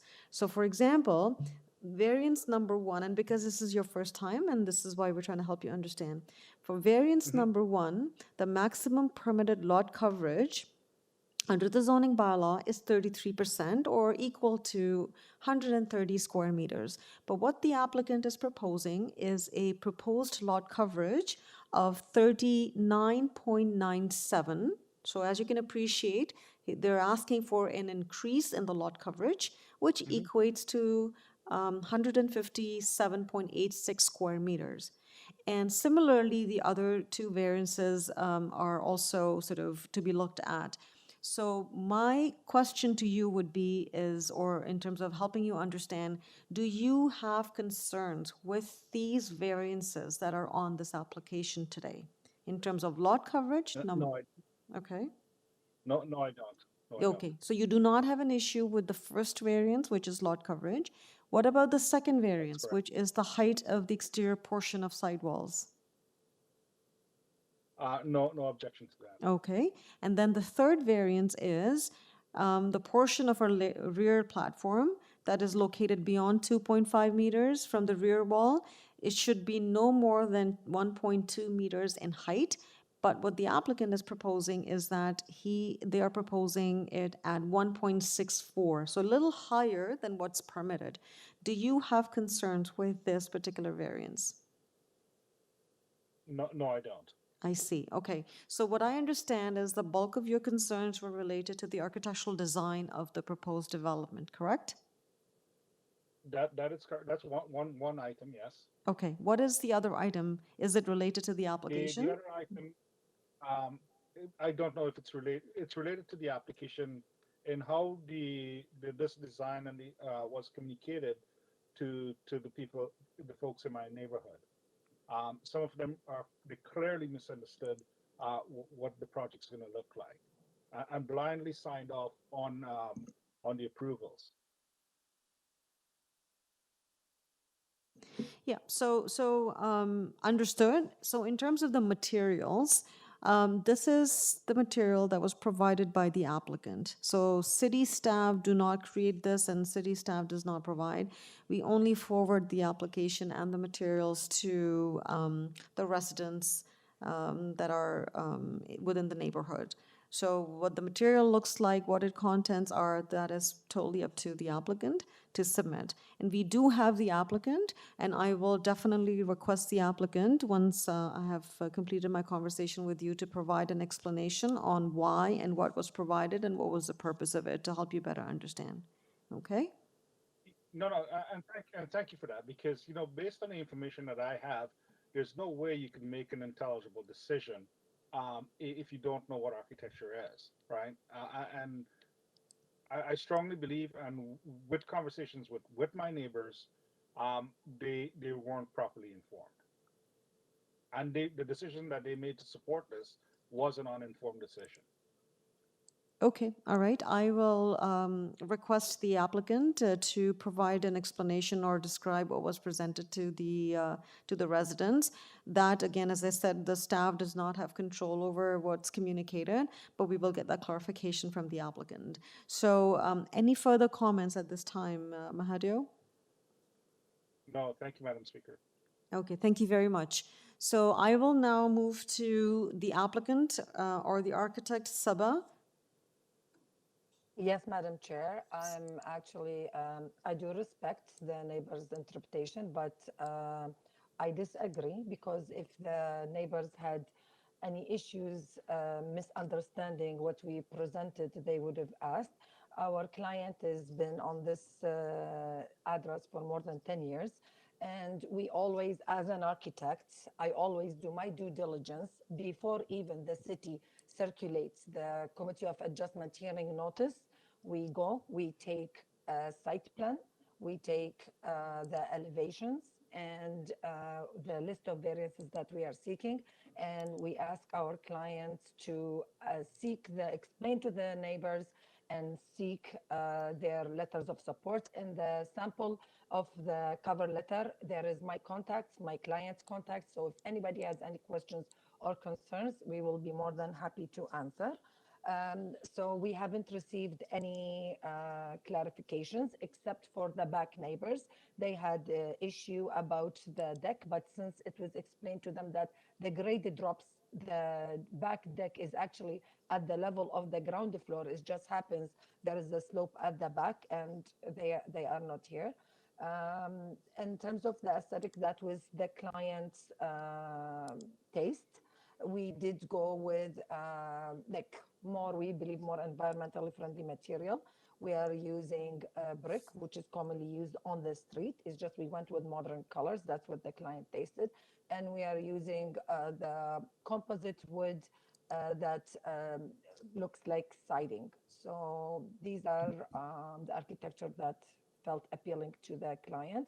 We would have been more than happy to sit down and answer any questions with any of the neighbors that so I kind of feel sad that there's an accusation that my client misinformed the neighbors, because definitely that's, I believe, never happened, and that was not the intention. And there's nothing to hide. Everything is clearly transparent in the public hearing notice on the platform. It's a simple click on the link that the city provided in the hearing notice, and all the floor plans, the elevations, the perspectives, everything is listed there. So Okay. this is all what I have to say. All right. Thank you very much, Sabah, for your comments. Any questions or comments at this time, members of the committee? Okay, I see none. All right, thank you, Sabah. We take the matter into committee. Committee members, if there are no further questions or discussion points, can I please have a motion? Member Said, please go ahead. Thank you, Madam Chair. The variants before the committee are minor. So I put forward my motion for approval of item number 2, subject to the condition of urban forestry. Member M, please go ahead. For you, Madam Chair, I second that motion. All right, all in favor of this motion? The motion is carried unanimously and the application's been approved. Thank you. And this was subject to conditions, right? Yes. Thank you. All right, so we now move to item number 3. And item number 3 is for 215 Gray Abbey Trail. And we have registered with us the applicant, Kulvinder Kaur. Kulvinder, you're with us? Yeah, hi. Hi. Hi, Madam Chair. Good afternoon. Good afternoon, Kulvinder. I do see there are 2 other applicants, Jesse, Raju, and Faisal Ahmed. Are they going to be speaking as well? actually, Jay's gonna speak on our behalf. So I'm handing this opportunity to Jace to speak on the behalf of Okay. our team. Okay, all right. So can we have Jays online, please? Jays? Yep. Hello, Madam Chair. Can you hear me? Yes, so Jays, is that Yeah. you, Jays? Okay, all right. So just bear with me Yes. for a moment, and you will be speaking today? Yes, I will be speaking for 215 Grey Bay Trail. Okay, and is Faisal going to be speaking as well? Hello, Madam Chair. I'm here. I'm just listening. Thank you very much. Okay, thank you very much. Okay, and then I just want to make sure we have Julia Kagan. Julia, you're with us? Yes, I'm with you. Okay, and I'm assuming Gerda Huniken, who was registered, will no longer be speaking, or Julia is speaking on behalf of Gerda? I'm speaking on behalf of Gerda, correct? Okay, perfect. Thank you very much. So just bear with us for a second. I'll come back to you. So Kulvinder, we have your application before us. Would you like to make a presentation or go directly into questions? JC, I believe, yes. Mhm. Yes, I would like to make a presentation as there are a couple of concerns over this proposal. Okay, so you have 5 minutes, JC. Please go ahead.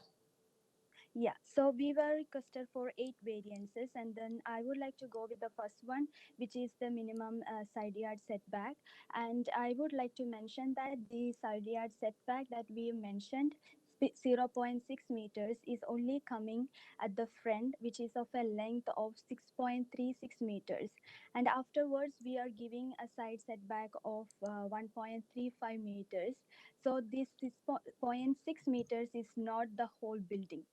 And the second one is the permitted floor space index, and the third one is coverage. I would like to I would like to comment both together.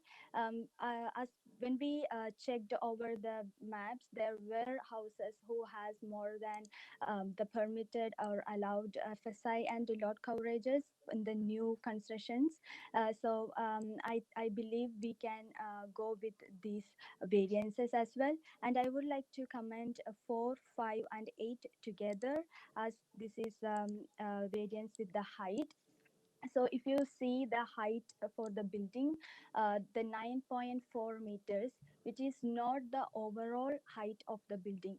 The 9.4 meters is coming at the front, which is of 8.67 meters, and 2.559 meters, which is coming to the west elevation side.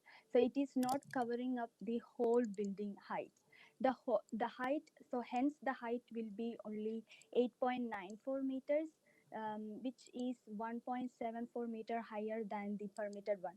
However, we are within the limit of this slope to roof permitted height, which is of 9 meters. So if you consider when we considered the neighborhood, we saw that the Grey Bay Trail, couple of houses that is new building having the height more than 9 meters, even if it is in the slope to roof zoning law. And next one is the item number 6, which is of this maximum building length. We have provided 17.42 meters, and I believe that 42 meters is minor in nature. And the same thing I would like to mention, that there are houses that is having the building length more than 18 meters under the new constructions. And the seventh one is the rear yard setback. I would like to mention that the rear portion of the building, 5.76 meter, is only encroaching to the rear setback. However, a length of 6.08 meters of the building is within the permissible setback. So, and we have and additionally, we would like to mention that there were a way more number of variances, and after all the correspondences with the committee staff members, we reduced a lot. And the major concern was with the community planning staff was the third floor, and we eliminated the third floor. I saw that in one of the objection that the third floor is again pop up in the objection letter, but we eliminated the third floor completely, so the community staff members doesn't have any other objection regarding that. Moreover, that we saw that the community staff report that they have shown a positive sign to this proposal, and yeah, they supported our proposal, and we didn't have any other objection from the community planning. So I believe the all the variances that are minor in nature, and we have many correspondences, and um, um, uh, we we are we responded to the community staffing plans, and we had a lot of correspondences with them. So I would like to request Madam Chair to consider this proposal, and that's from all our side. Thank you. Thank you. I just need to clarify one thing. So you mentioned in your description that the height or the increase in height is only for a small portion of the building and it's not for the Yes, entirety? Okay. yes, Okay. yes, And is that is that for correct. the sort of the element in the center that kind of protrudes above? Yes, yes. Okay. Okay. All right. Thank you very much for that. And you are aware of the community planning staff report's recommendation that should the committee approve these, that the application be tied or the decision be tied to this, to the drawing? Yes.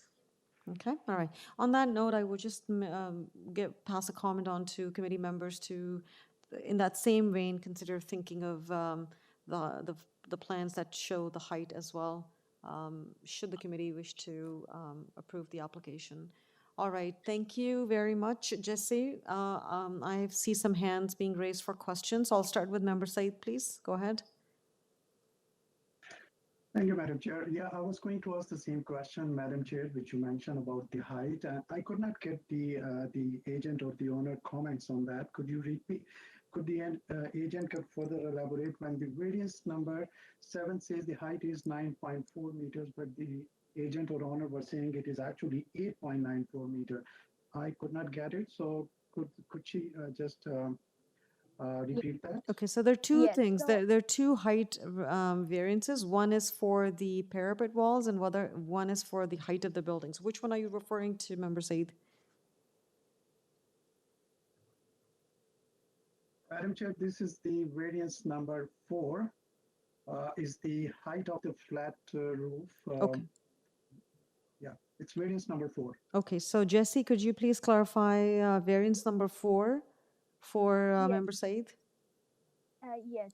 So 9.4 meters is only coming at the front portion, which is of 8.6 meters in length. And in the west side, in length, it is coming only 2.59 meters. So the rest of the house, the height will be 8.9 meters. So it is only at the small portion of the The building that drawing, we are please. getting this.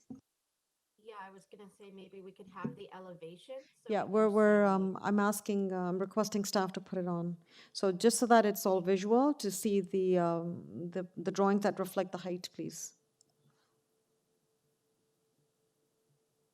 Sorry, Jesse, I didn't mean to interrupt you, but I think it would be beneficial if we have the plans in front of us. Yeah, sure, no problem.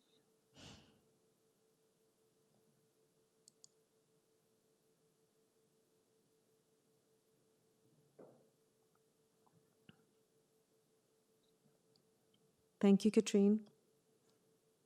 Is this the drawing that you would like to refer to, Jesse? Yes.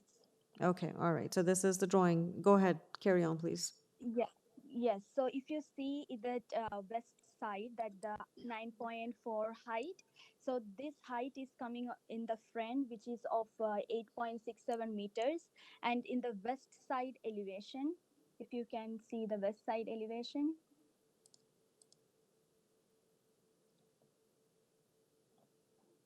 the height is coming only 2.59 meters. So it is only the architectural features that we are giving. That's why the height is increasing to 9.4 meters. Otherwise, the height will be 8.94 meters, which is allowed in the which is allowed, which was allowed according to the as per the zoning, which is 9 meters. Okay, just for future, Jesse and whoever's listening, it's always nice if we could, for the purposes of describing the variances, if those could be highlighted on the drawings itself so that it's easy for everyone to understand. Just because there's just so many dimensions and, numbers on it, sometimes it does get confusing. So it's always good to kind of highlight the variances that are being requested on the drawings itself. Sure, we will consider in the next time. Thank you. Appreciate that. Okay. Member Said, are you clear on the requested variances for the height? Thank you, Madam Chair. I'm clear about that, and your clarification was very good. I think it is only safely I can say it is 10 to 15% of the overall development, and maybe it's because of the architecture and design of that. Thank you. I leave that determination to you. I can't comment on your calculation. Thank you very much, Jesse. Any further questions? I see, Member M, you had your hand raised at some point. Yes, Madam Chair, quick question. So the removal of the third story has been reflected in the updated maximum floor area, correct? Yes. Okay, so that's the difference between 407.21 square meters down to 402.94? Yes. Okay, thank you for that clarification. That's all. Perfect. Thank you very much. All right, Jesse, just bear with us for a moment and we'll go back to, so we will now go to Julia Kagan to speak on behalf of Gerda and express the concerns that they may have on this application. And Julia, you have 5 minutes. Thank you, Madam Speaker, for granting me this time. Good morning, everyone. My name is Julia Kagan. I'm an articling student at Kagan Shastri LLP, and we are legal counsel for actually 2 residents in the immediate neighborhood. So we are counsel for Gerda Hueniken, spelled Gerda, last name Hueniken. Ms. Hueniken owns the lands known municipally as 213 Gray Abbey Trail. And we are also legal counsel for Mr. Jajorius Othanos, who owns the lands municipally known as 4 Denny Court. Ms. Hueniken's property, 213 Gray Abbey Trail, is directly to the east of the subject property, and Mr. Othanos's property is 4 Denny Court, is adjacent to the rear yard of the subject property. Our clients are opposed to the minor variance application before the committee concerning 215 Gray Abbey Trail. The application fails to meet the test set out under Section 45(1) of the Planning Act on all grounds, and as such, we are asking the committee to deny the application. The changes proposed significantly exceed the permissions set out in the zoning bylaw and will result in an overdevelopment of the site. The requirement in policy 4.1.5 of the official plan to respect and reinforce the physical character of established neighborhoods is a cornerstone of planning in the City of Toronto. Through OPA 320, the city recently strengthened the official plan language protecting the character of neighborhoods. The proposed development undermines the purpose and intent of OPA 320 and the city's official plan. It is important for land to be developed in an orderly manner and used appropriately in a way that fits harmoniously within its context. The zoning bylaw is the most important tool for ensuring this is achieved. The performance standards in the zoning bylaw are meant to protect communities from incompatible development. While applicants are entitled to seek minor variances, the significant deviations sought in this case significantly undermine the intent and purpose of the zoning bylaw. The 8 variances being sought by the applicant are individually significant. However, their effects are exacerbated when they are looked at cumulatively. The applicant is proposing an FSI that is 0.84 times the lot in an area that is restricted to 0.5 times the lot area in the zoning bylaw. In addition to proposing an oversized building for the lot, the applicant seeks setbacks to the side yard and rear yard, as well as increasing to the height and length of the proposed development, of the proposed building. The side yard setback has a direct and unacceptable impact on Ms. Hueniken's property. Along the shared property line, the applicant seeks to reduce the side yard setback by 50%. This will create adverse massing, privacy, and overlook issues. The rear yard setback has a direct and unacceptable impact on Mr. Othonos' property. Along the shared property line to the rear of the subject site, the applicant seeks to reduce the rear yard setback by 1.4 meters. This will cause adverse massing, privacy, and overlook issues. The proposed development does not respect and reinforce the character of the neighborhood, and there is a very legitimate concern among our clients and many other neighbors in the area that if permitted, the proposed development will lead to the character of the neighborhood being destabilized. The overbearing mass of the proposed building is not compatible with the prevailing condition and will erode the aesthetic and streetscape experience for this neighborhood. Respectfully, this proposal is undermining the objectives and policy direction in the city's official plan, which requires physical changes to our established neighborhoods to be sensitive, gradual, and fit the existing physical character. The application disregards the prevailing heights, massing, and design of the existing residential properties. Instead of attempting to fit within the existing physical character, the application tries to optimize the density on its own property at the expense of the neighboring landowners. The committee has received numerous objections to this development proposal, including objections from our clients who border the subject property to the east and north. The adverse impacts on these landowners, as well as the neighborhood in general, are significant and do not meet the test of being minor. In conclusion, the application is in a rigorous overdevelopment of the land and not desirable or appropriate for the existing context. Thank you. Thank you very much, Julie. Members of the committee, any questions for Julia? Okay, I see none. Thank you very much, Julia. We will go back to the applicant and receive a response to your concerns that you've raised.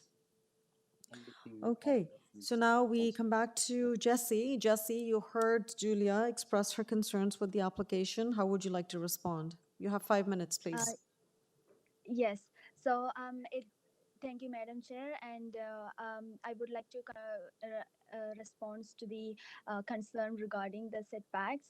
So when we consider the setback, which is of 0.6 meter, where we are getting a setback of 0.6 meters, we checked in that portion, the building to building distance will be 1.8 meters, which is 6 feet 1 inches. And after that, we are getting 2.28 meters, which is a sound enough space that have the privacy, if that's the concern. So we are meeting that requirement.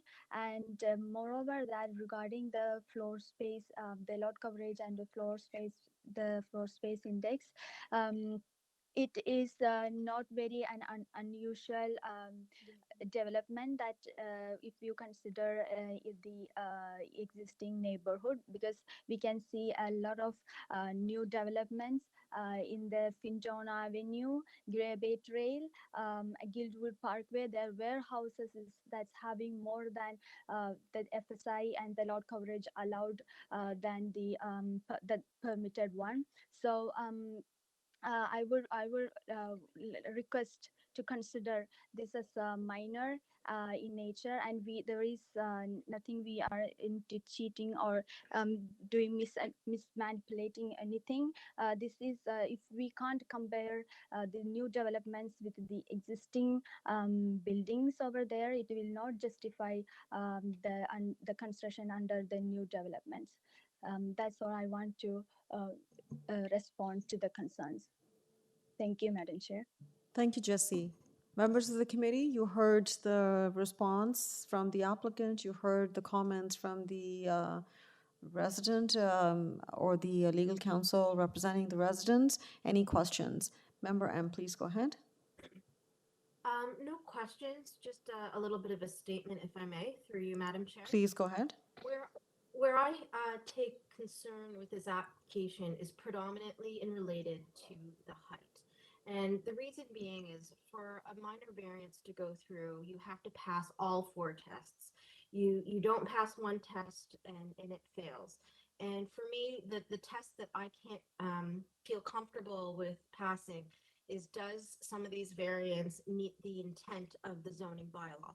Now, the reason I feel that way is that typically variance number 8, which is the former bylaw, because the city has not repealed its bylaws, usually when the citywide bylaw that is much newer from 2013 has come in and made changes, we tend to put that forward first because, they've got added consideration and newer information from when that previous bylaw was put into place. So you can see that where it was in the previous former bylaw, it was a much looser condition that allowed for maximum height of 9. When the city went and redid their comprehensive bylaw, they purposely reduced this height to 7.2 meters, which signifies to me that there was a reason, a rationale from a community standpoint as to why they were reducing that height from the previous bylaw.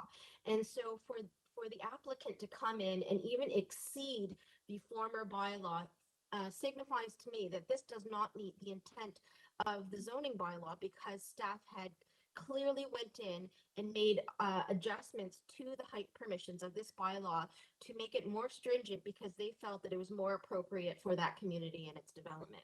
And so in that effect, I really do feel that the height proposed both at 9.4 meters is just a little bit beyond what is reasonable for this particular community. The second thing I'd like to note too is that because it's a flat roof, it further sort of impacts that height.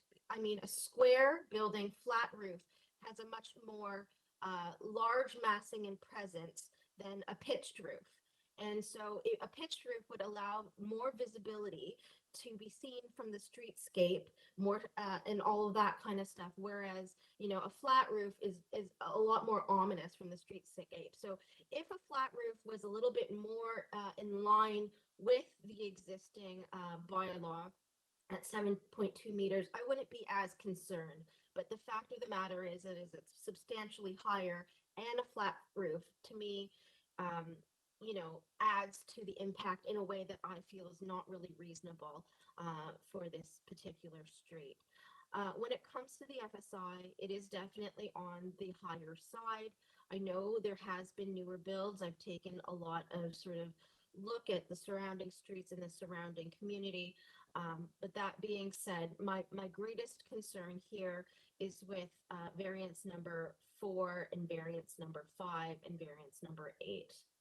Thank you, Madam Chair. Thank you. And member, I just want to clarify, you do realize that those sort of protrusions or increase in height are for certain sections of the building and not for the entirety of the building length or the building. I absolutely do. And I do understand that that is a minutia, but what I'm concerned about is destabilization because, while we are aware of that minutia for this particular hearing, on a go forward basis, those kind of details could be lost in translation, and they'll just automatically look to just the variances themselves, stating that, okay, well, they went from 7.2 to 9.4. And even if it was just those protrusions, it's just the idea that, it has already become a lot more stringent with the new citywide bylaw. So like in past hearings, we've talked about, okay, well, it meets the parking requirement of the new bylaw, but not the old bylaw. And it's the Understood. opposite where they're like, okay, we've relaxed the rules because we've now seen these trends in X, Y, Z, and we feel that this is now the more appropriate direction to take. And No, that's I how understand. I understand the intent of the zoning bylaw and the changes that have since happened. My question was not around that, but just the notion that we all are on the same page in terms of our understanding of where the height of, increases are being proposed. Okay, all right. I understand it's for only that section of the house, which still is a fairly predominant section of the house. And Okay. I just, if it was a little bit closer to the 7.2, even if it was like 8.4, I'd be a little bit more comfortable, but 9.4 is significantly higher. Okay, fair enough. Thank you for your comments and your position. Any further comments? No, that is Okay, it, all Madam right. Chair. Members, okay. Member Macaulay, please go ahead. Thank you, Madam Chair.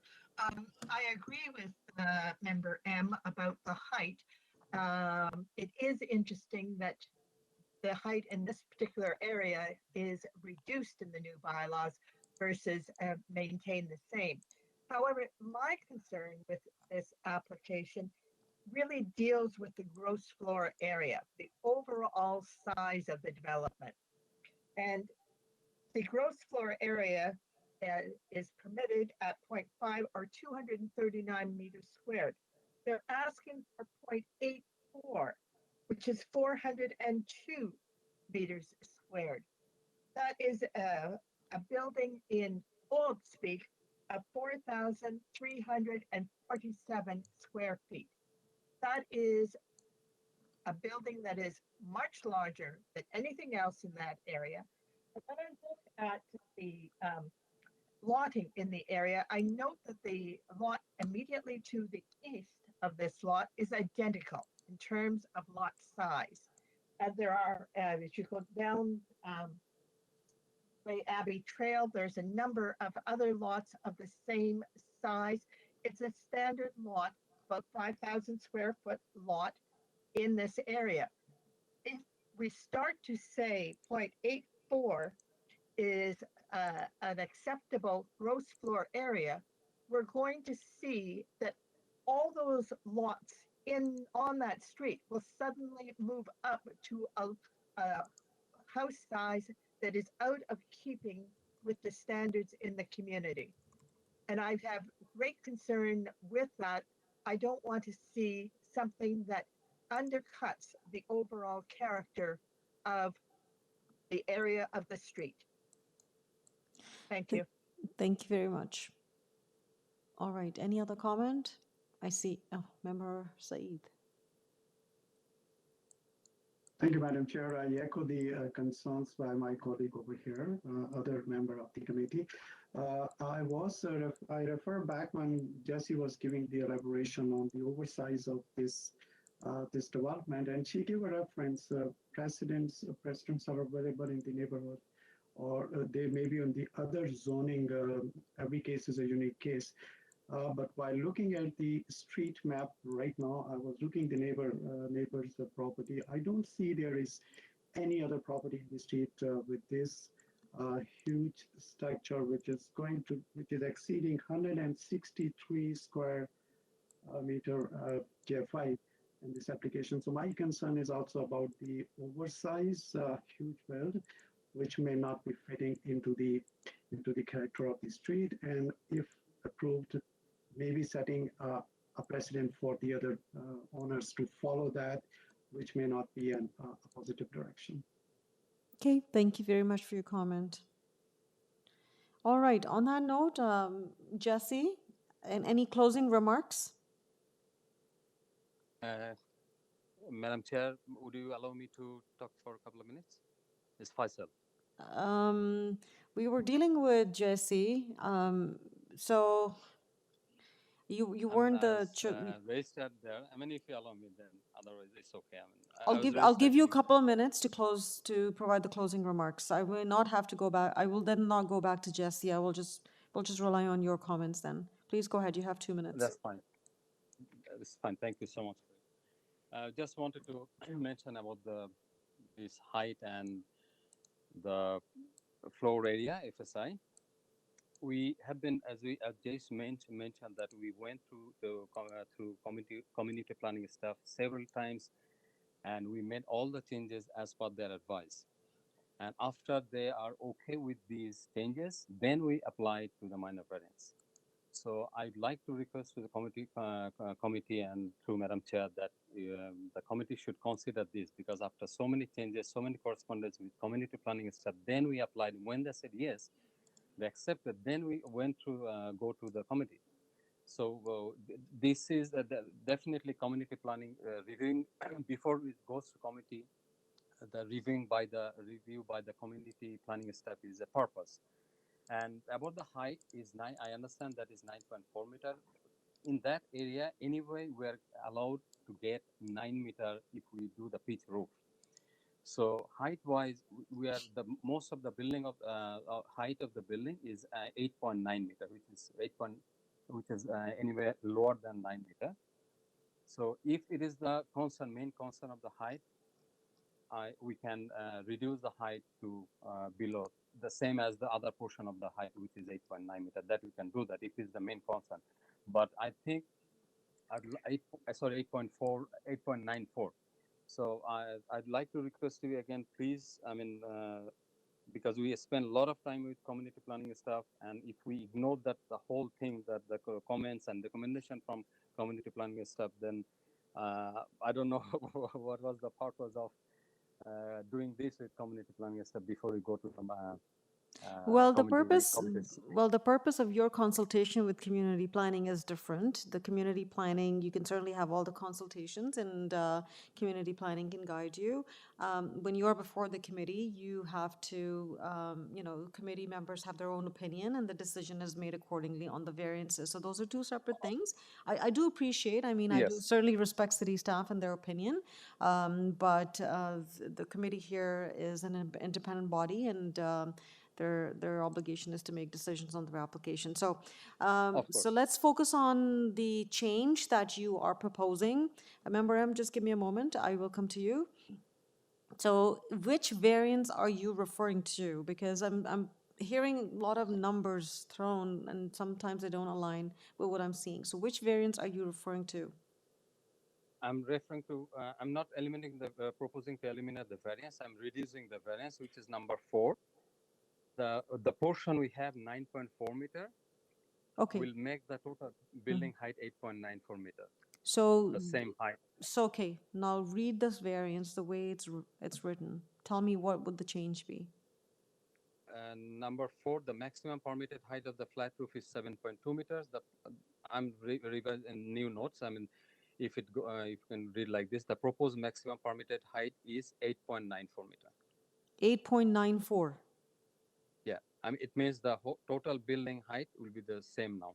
Okay, with no protrusion for that little component that was 9 point. So all across, it would be 8.94. Does that affect your variance number 5? Yes. Okay. What would And that be? And That will permit height parapet wall 7 point. That will be 8.49. 49 or 94? No, 8.94 is the whole total building height Okay, instead of 9.4 meter. okay. Yeah. Now let's go So to which is variance number number 5 for the parapet wall. What is the proposed maximum height now?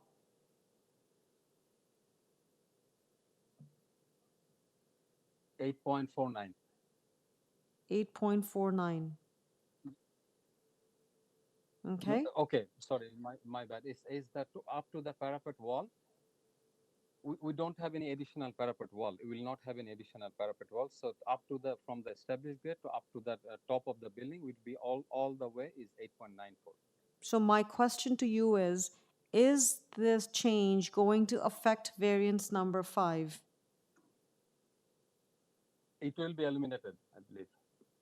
Number 5.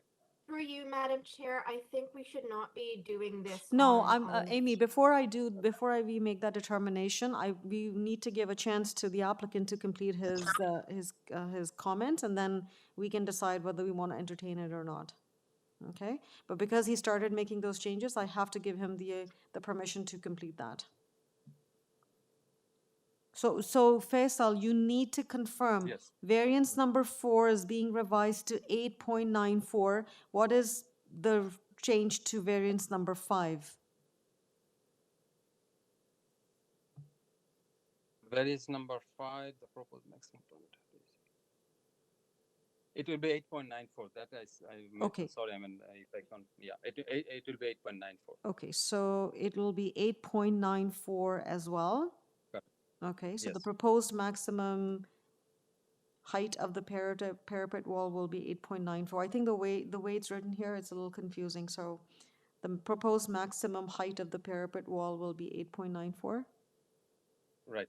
Okay, and does it affect variance number 8?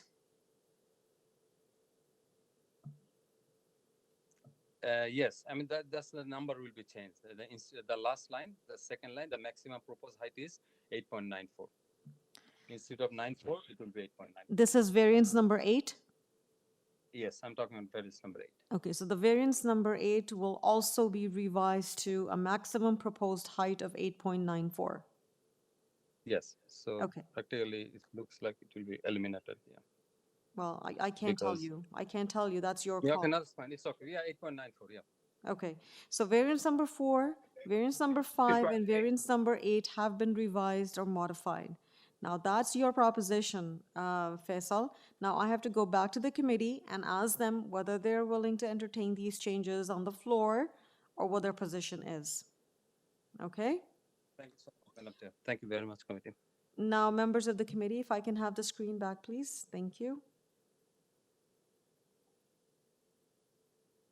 Members of the committee, Member Taylor, please go ahead. Yes, Madam Chair, just to clarify, I believe given the applicant's reduction in the height for variance 8, there would no longer be a variance 8 Okay. because 8.94 is less than the maximum height of 9.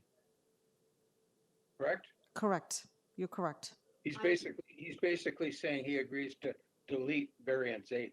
That is correct. So Faisal, variance number 8 will be deleted because it is lower than what the maximum permitted height is, correct? That's correct, Madam Chair. Okay, so variance number 8 has been deleted or being proposed to be deleted. So in terms of modification, it's variance number 4, where the proposed maximum permitted height has been revised to 8.94. And then variance number 5, the proposed maximum height has been revised to 8.94. With those two revisions, is the committee prepared to entertain the changes to the application as presented? Member Macaulay, please go ahead. Thank you, Madam Chair. I have some difficulty with making these changes on the fly. We have set initially that we will not make revisions to the variances at the meeting. This is a revision, although I understand that this revision is a reduction, and we like reductions. It is difficult to understand this on the fly. And the bigger problem I have with this is that community staff have recommended that if this application be approved, then it be subject to the drawings that we have before us. Clearly, if they're changing the height, the drawings that we have before us will be incorrect. And I'm not really wanting to do a piecemeal development approval here. Member Macaulay, we don't approve plans, but you're right. If you're tying the plans to a certain decision, then yes, those changes would not have been reflected on the drawings. You're correct. Member M? Yes, I echo Member Macaulay's statements. And I just wanted to quickly address something that Faisal had said with regards to consultation with staff. We absolutely take into consideration staff and their opinions. And, you know, I can see by the amount of back and forth, especially on the various zoning notices, that they too were a little bit uncomfortable. So I think that it makes sense to allow them to take a pause, come back and resubmit their application with their changes, updated plans. There's just too much going on here. Thank you, Member M, for that.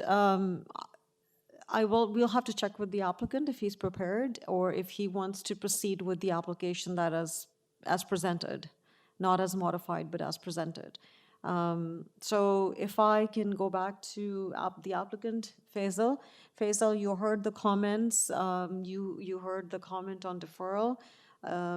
You have an opportunity to proceed with the application as presented and not as amended. What would your position be? Through Madam Chair, thank you. So I have two options. One is go with these drawings, or if I understood correctly, that I can defer this, that you meant? Or? Yes, so defer to be able to modify the application based on the changes that you were trying to make today. The reason being that should the committee want to tie it to certain plans, those plans would not reflect the amendments that were that were being proposed on the floor today. So deferral would give you a little bit more opportunity to amend your application for whatever reason you wish to. And then the other option you have is proceed as presented, which is without any changes to the application. Okay, Madam Chair, we'll go for deferral. Thank you very much. Okay, so the applicant has stated that he wishes to defer the application to speak to the revisions and make amendments. Members of the committee, can I have a motion on this, please? Member M. Through you, Madam Chair, I recommend deferral of this application to allow time to update the application and associated plans with the proposed revisions. Thank you. And that would be signed aye. Thank you. May I have a seconder, please? Member Macaulay, please go ahead. Madam Chair, I second that motion, that be deferred sine die. And I assume that with that deferral, the community that has spoken will be also notified. Well, whoever has requested for a, Comes back. Sorry. correct, so they will be notified of deferral.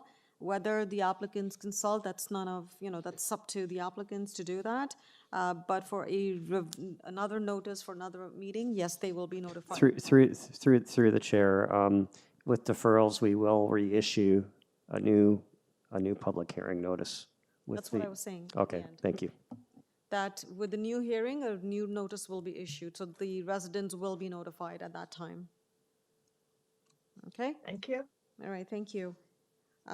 We are now going to proceed with item number 6. Item number 6 is 59 Copping Road. And we have the architect, Young S. Min. Yes. Hello, Young. Just bear with us for a second. I'll just do a quick roll call. Sorry, And Madam Chair, sorry. Did we vote on item 6 or 5? item 5 was dealt with, yes. Sorry, item 3.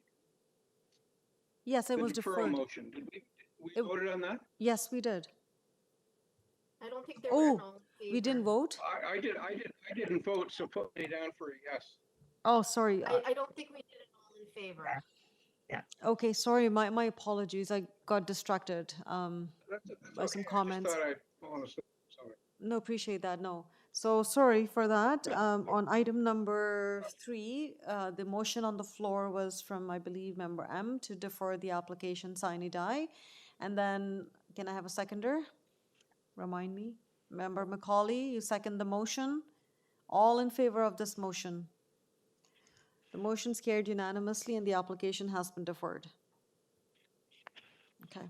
Yes, I think it was a comment from staff that I got. Madam Chair, Yes.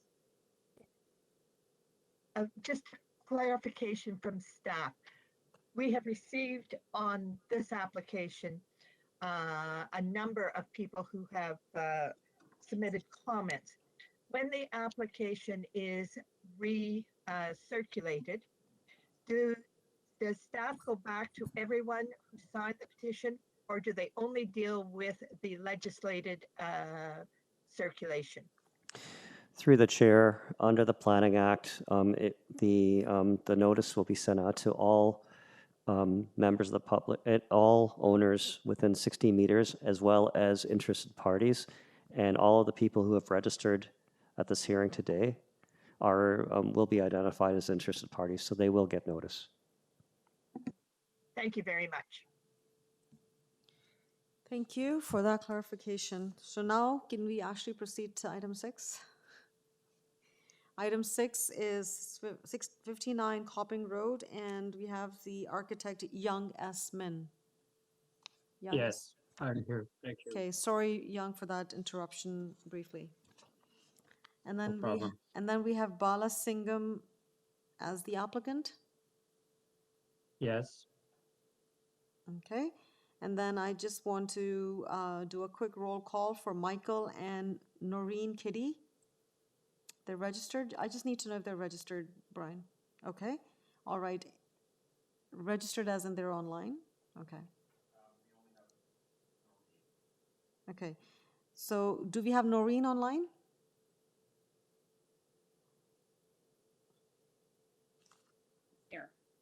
Okay, thank you, Noreen.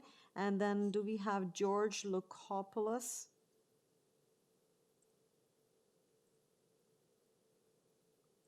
Okay, so we have George as well online? Okay.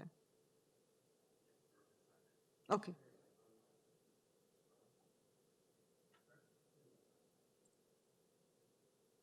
Through the chair, yes, that speaker has signed in today. okay, perfect. So Noreen and George, if you're listening in, we will come to you in a moment. We'll start with the applicant first. So we have Young, the applicant or the architect. Young, would you like to make a presentation on your application, or would you like to go to the questions? Just the questions. It's so clear. We have, you know, 4 items, 4 issues, and 3 of them related to TRCA. And we got the clearance from TRCA. And the only item is number 1, which is driveway width. Thank you. So basically, so if I can just get some clarification, you're saying there are 4 variances today, and then for items 2, 3, and 4, although there's still variances, but you have received clearance from the TRCA, correct? Yes, Okay, they're still on the application though. yes, it is. Okay, all right. Any further comment, or do you want to go to the questions? Well, if there is any questions, we'll be happy to answer any questions you might have. Thank you very much. I wasn't sure if Bala Singham wanted to speak as well. No, he's the applicant and he's with me. And if there is any question directed to him, he would be very happy to answer any questions. Thank you very Thank much, you, madam. Young. Thank you. Members of the committee, any questions for Young or for the applicant, Bala Singham, on this application? Okay, I see none. All right, Young, so there are no questions for you or Bala Singham at this time. We will move on and speak with the residents who have signed in to hear what their concerns are on this application. So can we have Michael and or Noreen Kitty? All right, please go ahead, Michael or Noreen. Thank you.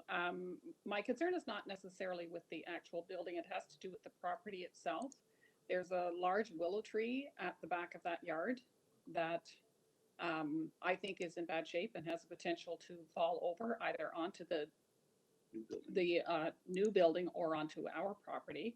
Again, I'm not sure if this is the forum on which to speak to that, but I would be interested to know if there is any plan to address that issue. Thank you. So Noreen, to answer your question quickly, these applications do get circulated to Urban Forestry Department and Ravine Protection Department, and we have not received any comment or condition from those 2 departments. So I can't speak to those trees because I have not received comments from the experts. Okay, thank you. Okay, thank you very much. Any further comment or question, Noreen or Michael? No, not at this time. Thank you. Okay, thank you very much. Can we have George Lukopoulos, please, online with us? George, please go ahead.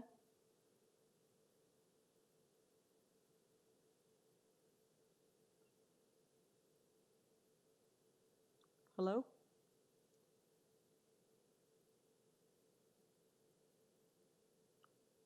George, you with us?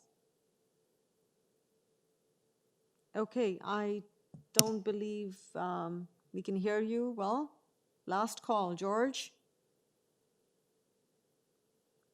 Okay, all right, we got to move forward now. So I'm going to come back to the applicant or the architect, Young. Yes. Young, you heard the...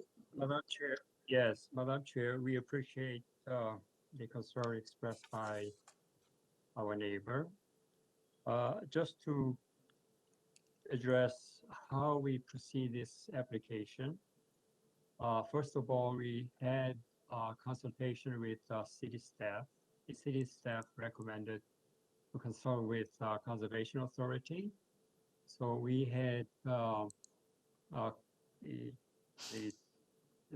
consultation period, and the TRCA recommended to consult with, again, with the urban forest. And the urban forest recommend us to hire professional arborists and get their report. And in their report, the arborist addressed each and every trees on the lot. And he recommended to remove certain trees and replace it with some new trees they recommend. So this application will include all the tree issues, all the TRCA issues, as well as the zoning issues. So just to satisfy the concerns expressed just before, we hired arborists, and we will comply with arborist report and as well as urban forest instructions. And with that, the city will give us a permit. So her concern will be fully, sufficiently addressed, and we can move on. Okay, thank you, Young, for providing that. And as I said, we have not received any comments or concerns or any condition from urban forestry. So I'm going to leave it this matter between you and city staff and whatever you need to do in terms of tree protection or replacements. Now, in terms of the other condition, we have a community planning staff report that is recommending a condition. Are you aware of that condition? Yes, Madam Chair, we are And- fully aware of that. We Mhm. will comply 100% with their recommendation. Okay, perfect. And this is, again, a condition that should the committee approve it, that the decision be tied to a drawing that has been prepared by yourself. Okay, so now, if there are no further questions or comments of the applicant, I'll take the matter into committee. Member Saeed? Thank you, Madam Chair. I think it's a pretty straightforward case. So if other members don't have any comments or any observation, I am willing to move the motion for approval of this application. And there is only one condition of community planning to tie our approval. This approval should be tied to the plan. Thank you. Member M? I second that motion. I feel that we are, we've got a solid review from these area specialty people from the TRCA, and if the permit has been released, then this is just a matter of formalizing their review, and I support the motion. All right, so all in favor of this motion? The motion is carried unanimously and the application is approved. Thank you.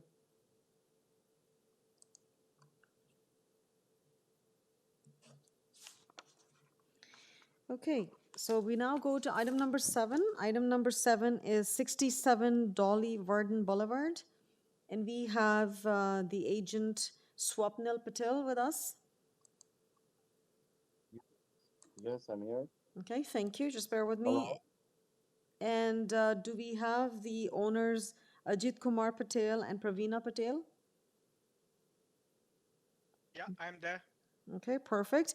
And I will just call out the names of the registered speakers just to give them sort of an alert that we will be coming to you in a few minutes. So we have Shailesh Bhai Kantilal Patel, we have Vishal Thakkar, we have Manoj Kumar Patel, we have Bharat Kumar Joshi, and we have Ratabhen Joshi as the registered speakers. So all of you listening in, please try to connect if you haven't connected so far.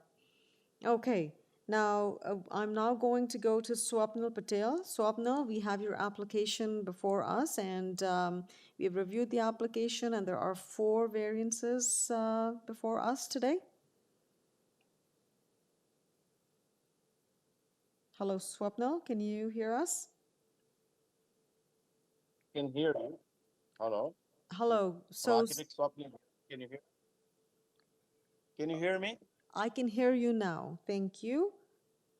So Swapnil, we are considering your application right now. Would you like to make a presentation, or would you rather go directly to questions? Just a sentence and directly to the question. So we have supporting people here, Vishal Thakkar, Bharat Joshi, and Rita Joshi. owner is here, and I'm here for your questions. Please, Madam Chair. Sorry, who did you say the owners are with you? What? There is a owner, Ajit Kumar Patel, with us, and there are supporters. 3 supporters are present: Vishal Thakkar, Bharat Joshi, and Rita Joshi. And they'll only speak if needed. Otherwise, I will be the only person speaking. Okay, all right. So thank you for confirming that because I didn't have that information. So I have Vishal Thakkar in support, Bharat Kumar Joshi in support, and Rita Behen Joshi in support. And should the committee needs to talk to them, we will let you know. Do you know? Do you know Manoj Kumar Patel? What his concern is, or is he in support as well? Manoj Kumar Patel. Yeah, there were 4 people in support, but one isn't available now. Okay, we'll check with them, and then Shailesh Bhai Kantilal Patel as well. Okay, we'll confirm. Yeah, because I got. Yeah, we will confirm because I got to be sure. Okay. But these 3 names are for sure in support. Okay, all right.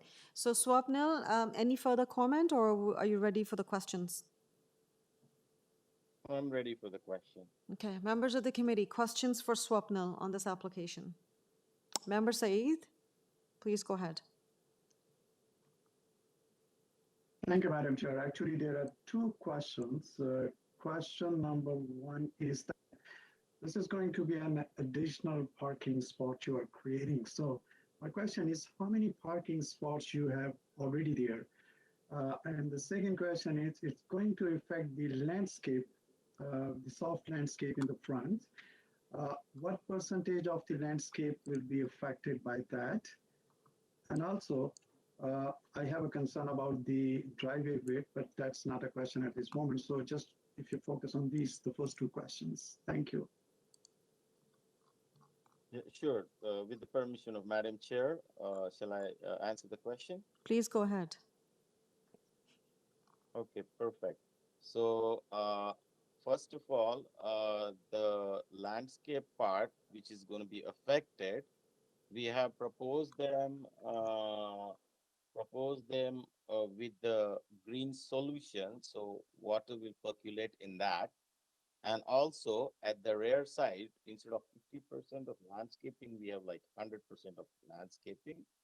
And second thing, it's a one house built with approvals with 6 bedrooms. And then if people, 6-bedroom people are right now, the owner is staying, daughter, son, and themselves and wife, they need a car, and then they have only 1 garage. And they can park in front of the garage, so maximum 2, and the other cars has to be go on the street. So neighbors are supporting because they don't want to congest the street. Instead of that, let that car go inside their own property. And that's the reason the neighbors are supporting. Also, the impact of not water penetrating, which is called rain harvesting, and I'm thankful to the city planning staff. They helped me to come out a solution for that, so that put a concrete blocks with the gaps in between for the parking purpose, and there is a condition which we totally agree and appreciate the condition that green solution is provided to the impact of a lawn being reduced. And I think I answered your both the questions. If I have furthermore clarification required, I'll be happy to provide that. Member Saeed, are you satisfied, or do you have further questions? Thank you very much. Yeah, so what I am getting from the applicant is that you have already a garage there. You have already a parking space there, so 2 cars could be accommodated, which is very much common in the street. I'm looking at the street view now, and almost all the street have the same pattern of this side parking is there. What I am worried about at this stage is the impact of this variance. So if a front yard parking is allowed to you only because you have more number of cars, how it is going to affect the character of the street. Because then again, uh, I can see there are parking in the street there. So if this is the point that people, other residents would also be like to move their car into inside their property. With that, that is my concern that sufficient parking space is already there for your building, and this additional demand with a greater when the driveway is quite wide may not be fit in properly into character of the street. Okay, with your permission, may I speak? Please go ahead. This is architect Swami. Yeah. So what I'm saying is, if you check the neighborhood, maybe at least 30% or maybe more, they can park two cars one side of the other side. Now, this is the only, I mean, this is the property where only one car can go and the next cannot park beside it. I do appreciate the concern, but that's the surrounding. I believe the surrounding community is supporting and willing, and also kind of impact which it will give to the overall look of the space or the overall look of the street. Like when somebody is driving and looking at one house, okay, here two cars parked, here only one, and then one, and then two, one, two. Point is, it's going to be matched with the whatever is existing over there. So I believe it won't be impacted adversely. Rather, it will add conveniency to the community. For you, Madam Chair, if Member Saeed is still on Street View, if you could look at house number 55, this is the exact same scenario where the car, the Tercel, the old Toyota Tercel is in the front, right? So I don't know maybe if you've missed it when you were doing your street view, but there are other instances where the driveway is there and it allows the extra spaces. I don't think that this Between. is something out of precedence. Okay, all right. Thank you for that clarification, Member Said. Okay, you have some time to think about these things, and maybe we can come back if you need more clarification. Okay, just need to kind of keep moving on. So coming back to the committee, any other member with any other question? Okay, I see none. All right. So let's get going, and we have the next registered speaker who we were not sure whether we would support or in opposition, Shailesh Bhai Kantilal Patel. Is he online?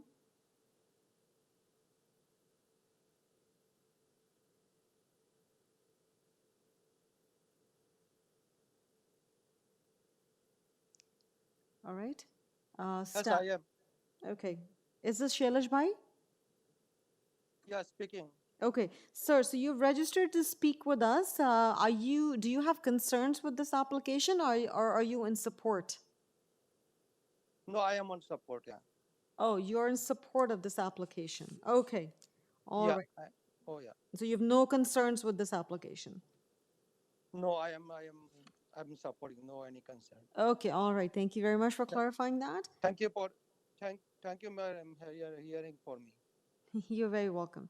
Okay, and then I guess we can check with the staff, or Brian, can we check Manoj Kumar Patel, please? Through the chair, the speaker has not signed in today. Okay, so for record, Manoj Kumar Patel, we have checked and you have not signed in today, so we'll have to move forward. And I did get confirmation from Swapnil that Ritabai, Bharat Kumar, and Vishal Thakkar were all in support. Members of the committee, for record, any questions or comment for any of the supporters that have come here to speak with us today? Okay, I see none. Thank you very much. So coming back to you, Swapna, committee members, probably, I'll just check with them again. Any closing remarks? Yeah, I just want to make sure and speak with my client here to make sure what I commented that the three names are in support to make it sure, with your permission. please go ahead. Yeah, will Ajit Kumar be allowed to speak? Sure, yeah, he's registered as the owner, as a speaker. Sure, he can speak.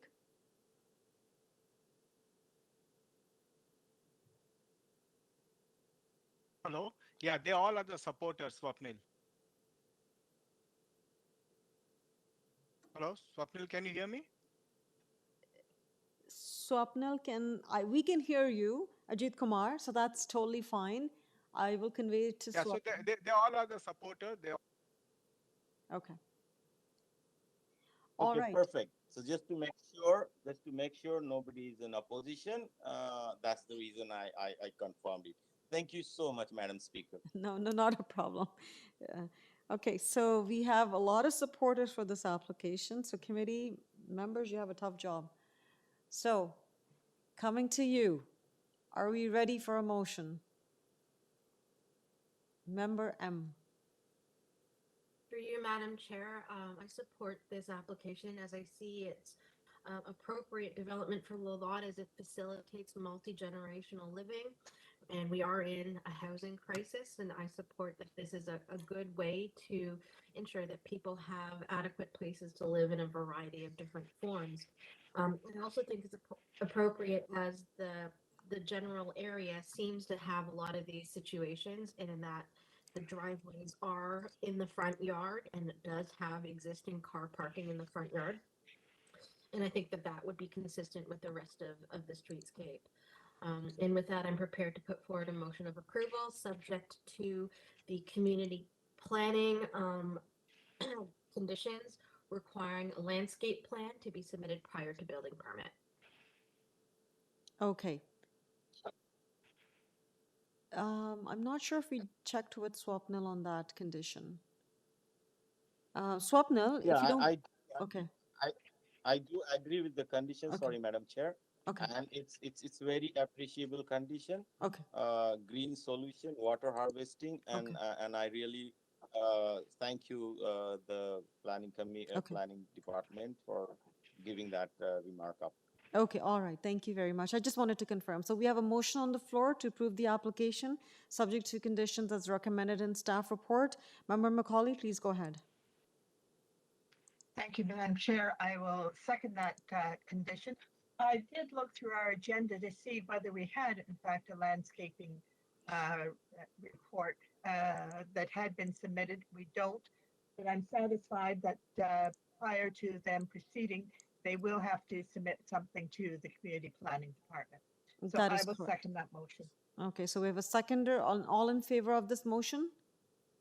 The motion is, all opposed? Okay, so member Saeed opposes the motion and all other members, including myself, were in favor of the motion. The motion is carried and the application is approved. Thank you. Thank you so much, Madam Chair, and I thank you to all committee members and everybody present here. Okay, you're very welcome. Thank madam. you very much. Thanks. Okay, we're going to move to the next item. Item number 8 is 90 Minerva Avenue. And do we have the applicant or the agent, Kulvinder Kaur? Yes, Madam Chair. Good afternoon. Good afternoon. Kulvinder, I see you have two other applicants, Jesse and Faisal. Who's going to be speaking today? I'm the one who's gonna speak. Sorry, Kulvinder will speak? Yes, yes, Madam. Okay. I'm getting a little mumbling at your end. Could you please get your microphone fixed or something? I'll try just a second. Okay. So Kulvinder Kaur is the applicant or the agent, and she will be speaking today on this application. But we did have Jesse and Faisal as well, but I believe Kulvinder will be speaking. And then just want to check Khurshid Bhuya, who was registered as a speaker. Khurshid, are you with us? Yes, I'm here, Madam Chair. Want to check with you, or do you have concerns with the application, or are you in support? Yes, I do have some concerns. Okay, all right. So Khurshid, please bear with us and we'll come back to you in a moment. Thank you. All right. So Kulvinder, we have your application before us. This is item number 8 for 90 Minerva Avenue. We have 4 variances before us. Would you like to make a presentation or go right into the questions? I would like to just add a few things that this development is with respect to the new development, and there are some new developments in the neighborhood with the similar characteristics. So I request the committee to consider this development. I just want to give a little focus on the variance number 3 and 4, which is with respect to the height. The height which we have proposed is 9.36 meters. Uh, However, the maximum permitted height is 9 meters. I would like to I would like to say that the 0.36-meter height, which is actually in the small portion in the front elevation, which is because of the roof peak. And due to the roof peak only, we are just a little beyond the permitted height. However, the rest of the house height is within the permitted height of 9 meters. So that is only my concern, which really want to address in front of the committee right now. And I will respect the committee's comments to this. And yeah, that's all. Okay, all right. And again, I think it was your application previously as well. In the future, if you ever have something like this, just identify the portion that, that is beyond the permitted height limits, just so that everyone's clear. It's also for the ease of the residents understanding the scope of the application as well. Okay? Now, coming back to the application, committee members, any questions for Kulvinder? Okay, I see none. All right, thank you very much. We will now go to the registered speaker, Khurshid Bhuiya. Can we have Khurshid, please? Thank you. Hi, thank you, Madam Hi. Chair, for this opportunity to speak So here. you're welcome. So Khurshid, you have 5 minutes. Please go ahead. Okay, when I'm looking at the variances listed on the public hearing notice, um, all I see is in regards to the occupying more space on the lot and, building a dwelling with the maximum higher than maximum allowed height. So I'm the residence who has a common property line to the east of the proposed property. I'm a little concerned since my plot is a corner plot and my house is aligned to the property line, and my gas line, sewer line, and foundation, everything is very close to the common property line. So my concern is, the height, like if the height is too much, that might impact my privacy and create overlooking issue for the residents living in my property. And also, my house is it is the very first time built house, and I'm not very sure about how strong the foundation is. So when they will be digging in for the proposed dwelling, that has to come very close to my foundation, and that might have impact on my foundation, like regarding shifting of the sewer line and the foundation line. And also, the other concern is since it is very close to the proposed dwelling, during construction, that might cause a lot of issue in terms of debris and dust and those stuffs. So I'm just expressing my concern that these are my concerns. So I would be happy if proper safeguards and cautionary measures are taken before this construction project is approved. Okay. Well, thank you very much, Khurshid, for taking the time to speak with us today. I certainly appreciate your concerns. A couple of things that you raised related to proximity of the foundation and dust and noise control or vibration issues as it may impact your foundation. Unfortunately, those That's are right. non-matters that are under the purview of this committee. But I can tell you that when our building department reviews permit applications to allow this building to occur, they will be considering all those factors.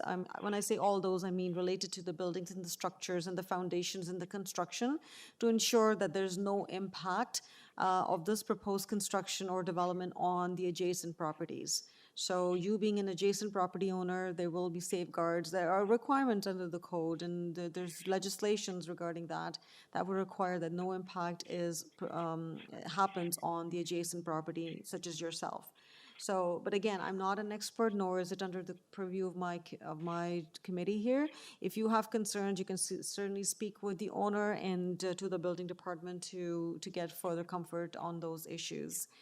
As it relates to the proximity or the building being being built close, I don't think there is any variance that is required to build the building closer than what is permitted on the property.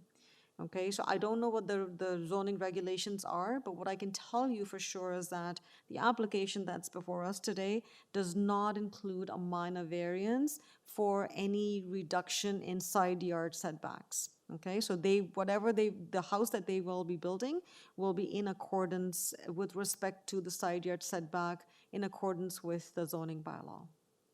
Okay, and whatever the permissions are. So I can confirm that with you.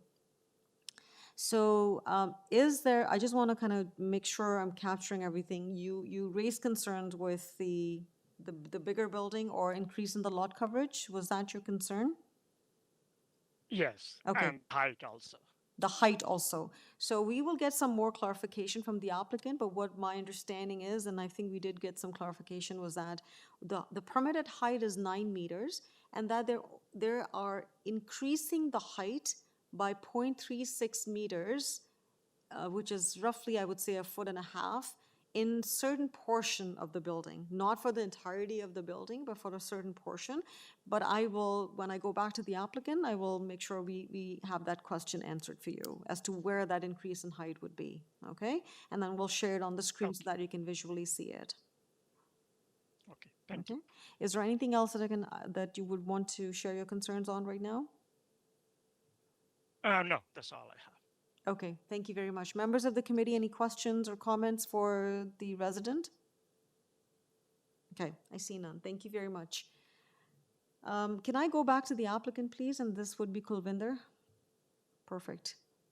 Kulvinder. Yes, Madam Chair. Okay, before you proceed, can I please request staff to bring on the screen the drawing that shows the height of the building or the elevation drawings so that we are clear in terms of where the exceedance in height is being proposed? Yeah, it's in the front elevation. Is this the front elevation that's on the screen? Yes, yes, Madam Chair.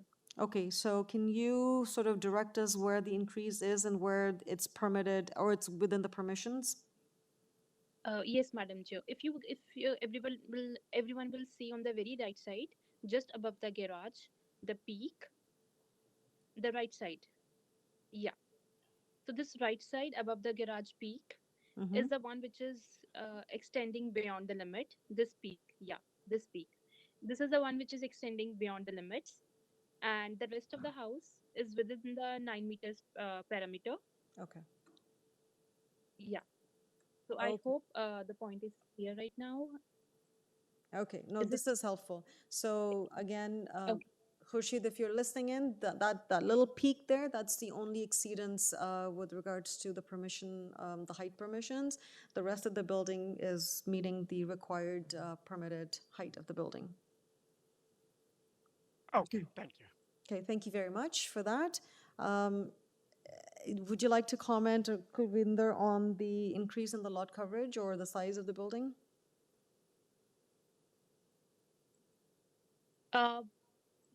Can I say, Madam Chair?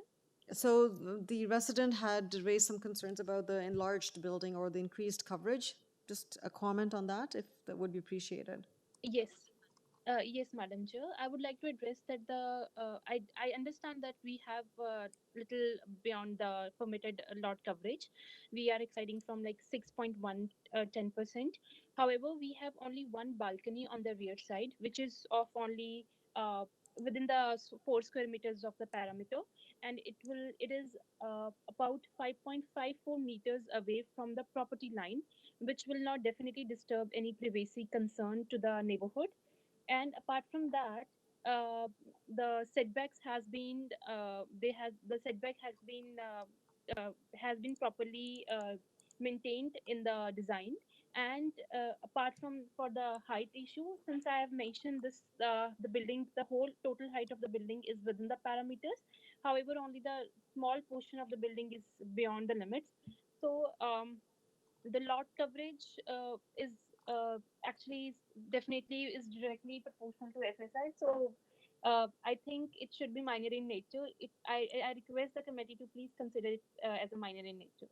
Okay, well, thank you for that explanation. Members of the committee, any questions for Kulvinder? Member Said, please go ahead. Thank you, Madam Chair. Kulvinder, I see the urban forestry conditions with us, condition number 1 and 2, but on the drawing, I don't see there is any trees there. So is there any trees are going to be injured or removed during this development? I believe, sorry, there will not be any trees which will be injured or any removed. If there would be, we will comply with the urban forestry regulations, and we will build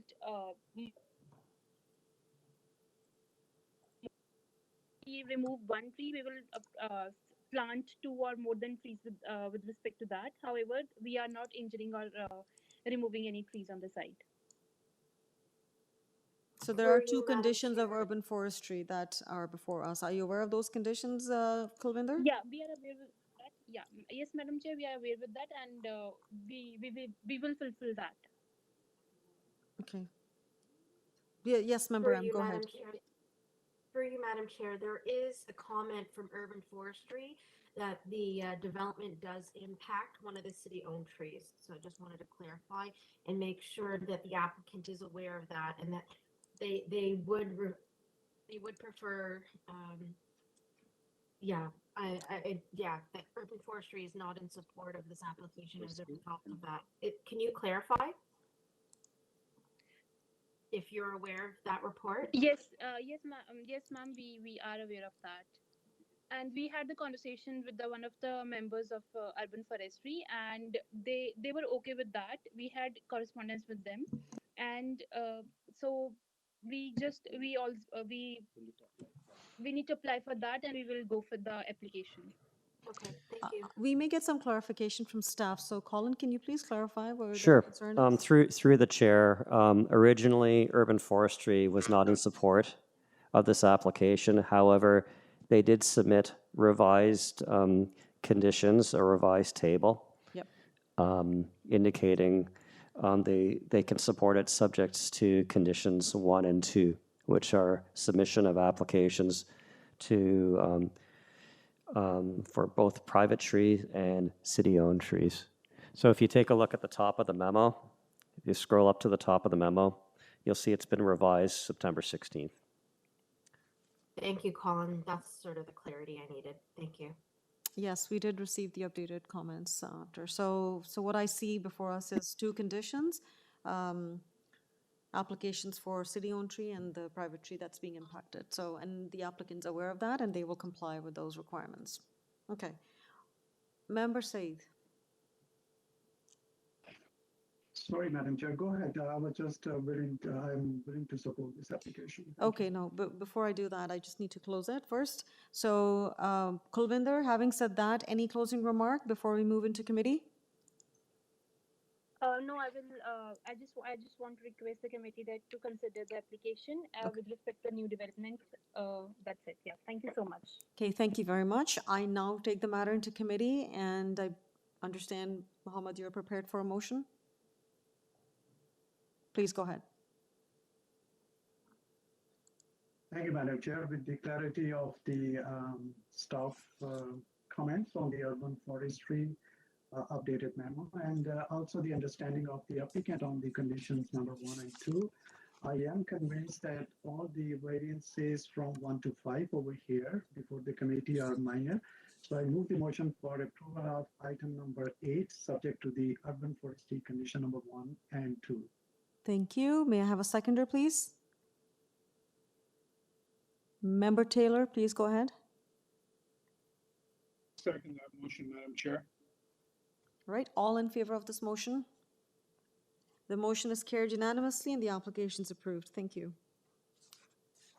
Okay, and I believe this is the last item that was held on the morning's agenda? Through the chair, item 11 was dealt with.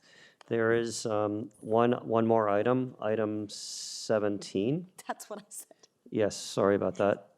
Well, may I suggest that we need to change our YouTube stream? Oh, okay. Can we have perhaps like a 2-minute recess Sure. to be able to switch streams? Sure. For the members of the public watching, we are going to be changing the YouTube stream to the PM session part 1 momentarily. Thank you. Thank you, Colin. So there's a 2-minute break to switch the YouTube stream to the PM stream. We'll join you in 2 minutes.